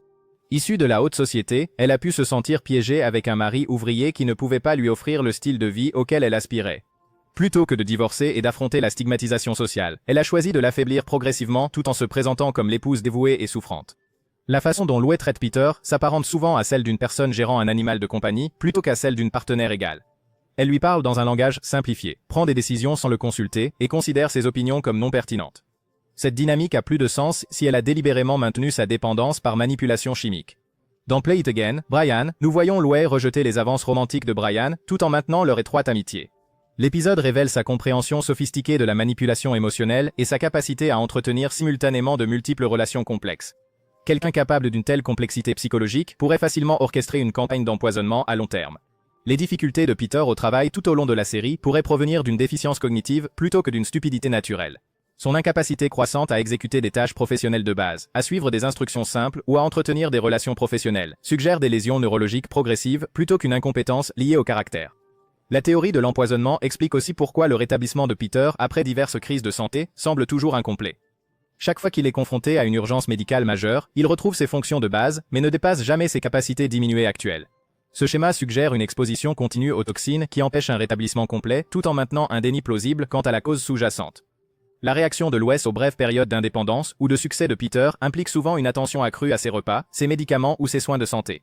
Lorsqu'il montre des signes de récupération de ses facultés ou d'affirmation de son autonomie, elle s'implique davantage dans sa routine quotidienne, ajustant potentiellement son régime d'empoisonnement pour maintenir le contrôle. Cette interprétation transforme Loès d'une épouse patiente en une prédatrice calculatrice qui a systématiquement détruit la santé et les fonctions cognitives de son mari pour maintenir le contrôle domestique, faisant de leur mariage un crime en cours depuis des décennies.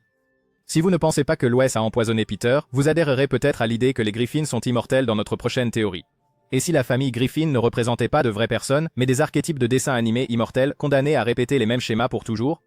Cette métathéorie soutient que Peter, Loès et leurs enfants existent comme des symboles éternels, plutôt que comme des personnages capables d'évoluer, piégés dans un cycle infini de situations comiques, sans possibilité de changement significatif ou de mort. La théorie des archétypes immortels opère à un niveau différent des autres théories de fans de Family Guy. Au lieu d'essayer d'expliquer la logique interne de la série, elle reconnaît que les Griffin existent principalement comme des véhicules comiques plutôt que des personnages réalistes. Ils représentent des archétypes humains intemporels, le père maladroit, l'épouse qui endure, l'adolescent mal à l'aise, le bébé diabolique, le chien qui parle, qui sont apparus dans les récits tout au long de l'histoire humaine. Dans It Takes a Village Idiot and I Married One, Peter devient maire de Quahog à la suite d'une série de circonstances absurdes. L'épisode démontre comment la série peut placer ses personnages dans n'importe quelle situation sans tenir compte des conséquences réalistes ou du développement des personnages. La brève carrière politique de Peter n'a eu aucun impact durable sur sa personnalité ou sur la situation de sa famille, ce qui suggère que ces personnages existent en dehors de la progression narrative normale. La nature archétypale devient claire en examinant comment la série traite les événements majeurs de la vie. Peter peut devenir maire, créer des entreprises, voyager dans le temps, ou même mourir temporairement, mais il retrouve toujours son personnage de base, celui du père grossier et irresponsable. Ce n'est pas une incohérence de personnage, c'est la preuve qu'il représente un archétype comique éternel plutôt qu'un individu en développement. Dans Ratings-Guy, la relation de la série avec la télévision et les médias devient centrale à l'intrigue, soulignant comment les Griffin existent spécifiquement pour générer du contenu. Leur vie tourne autour de la création de situations pouvant être diffusées et consommées, renforçant leur nature de construction de divertissement plutôt que d'être autonomes. Ils existent pour être regardés, pour générer des audiences, pour fournir du contenu à un cycle médiatique sans fin. La théorie suggère que chaque griffon représente un archétype humain fondamental qui apparaît à travers les cultures et l'histoire. Peter incarne le fou, le personnage dont la stupidité crée le chaos mais révèle aussi des vérités inconfortables sur la société. Loi représente la figure de la mère martyre, d'une patience infinie malgré les provocations constantes. Meg sert de bouc émissaire, absorbant le dysfonctionnement de la famille. Chris est le simple et innocent, Stewie le génie maléfique, et Brian l'intellectuel qui se croit au-dessus de sa condition mais reste piégé. Ces archétypes ne peuvent véritablement mourir ou changer car ils remplissent des fonctions essentielles dans la narration humaine.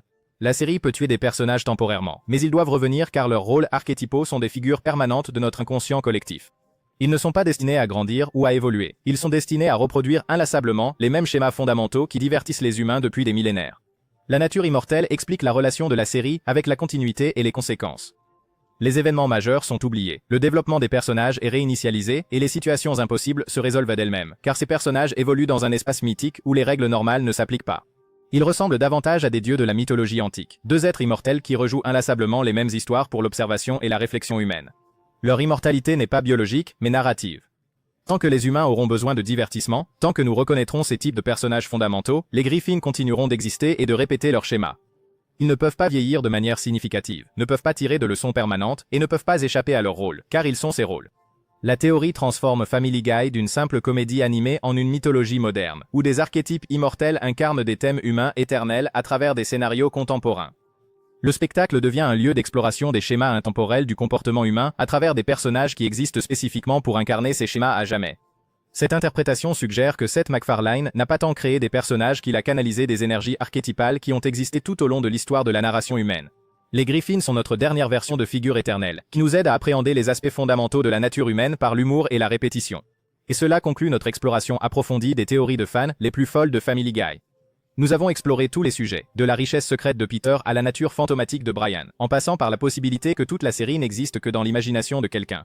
Ces théories démontrent comment des fans créatifs peuvent trouver des significations cachées et des explications complexes, même dans une émission qui existe principalement pour nous faire rire. Que vous pensiez que Stewie est en fait le Griffin le plus sain d'esprit, que Lois empoisonne lentement Peter, ou que le maire West comprenait la vraie nature de la réalité des dessins animés, ces théories ajoutent des couches fascinantes à une série qui divertit le public depuis plus de 20 ans. La beauté des théories de fans réside dans leur capacité à transformer le visionnage passif en engagement actif, faisant de chaque épisode une preuve potentielle pour des conspirations élaborées et des vérités cachées. Même si Seth MacFarlane n'a jamais voulu ces interprétations, elles montrent comment des histoires significatives peuvent émerger d'endroits inattendus. Si vous avez apprécié cette exploration des théories les plus étranges de Family Guy, assurez-vous d'aimer cette vidéo et de vous abonner pour plus d'exploration approfondie de vos émissions préférées. Merci d'avoir regardé.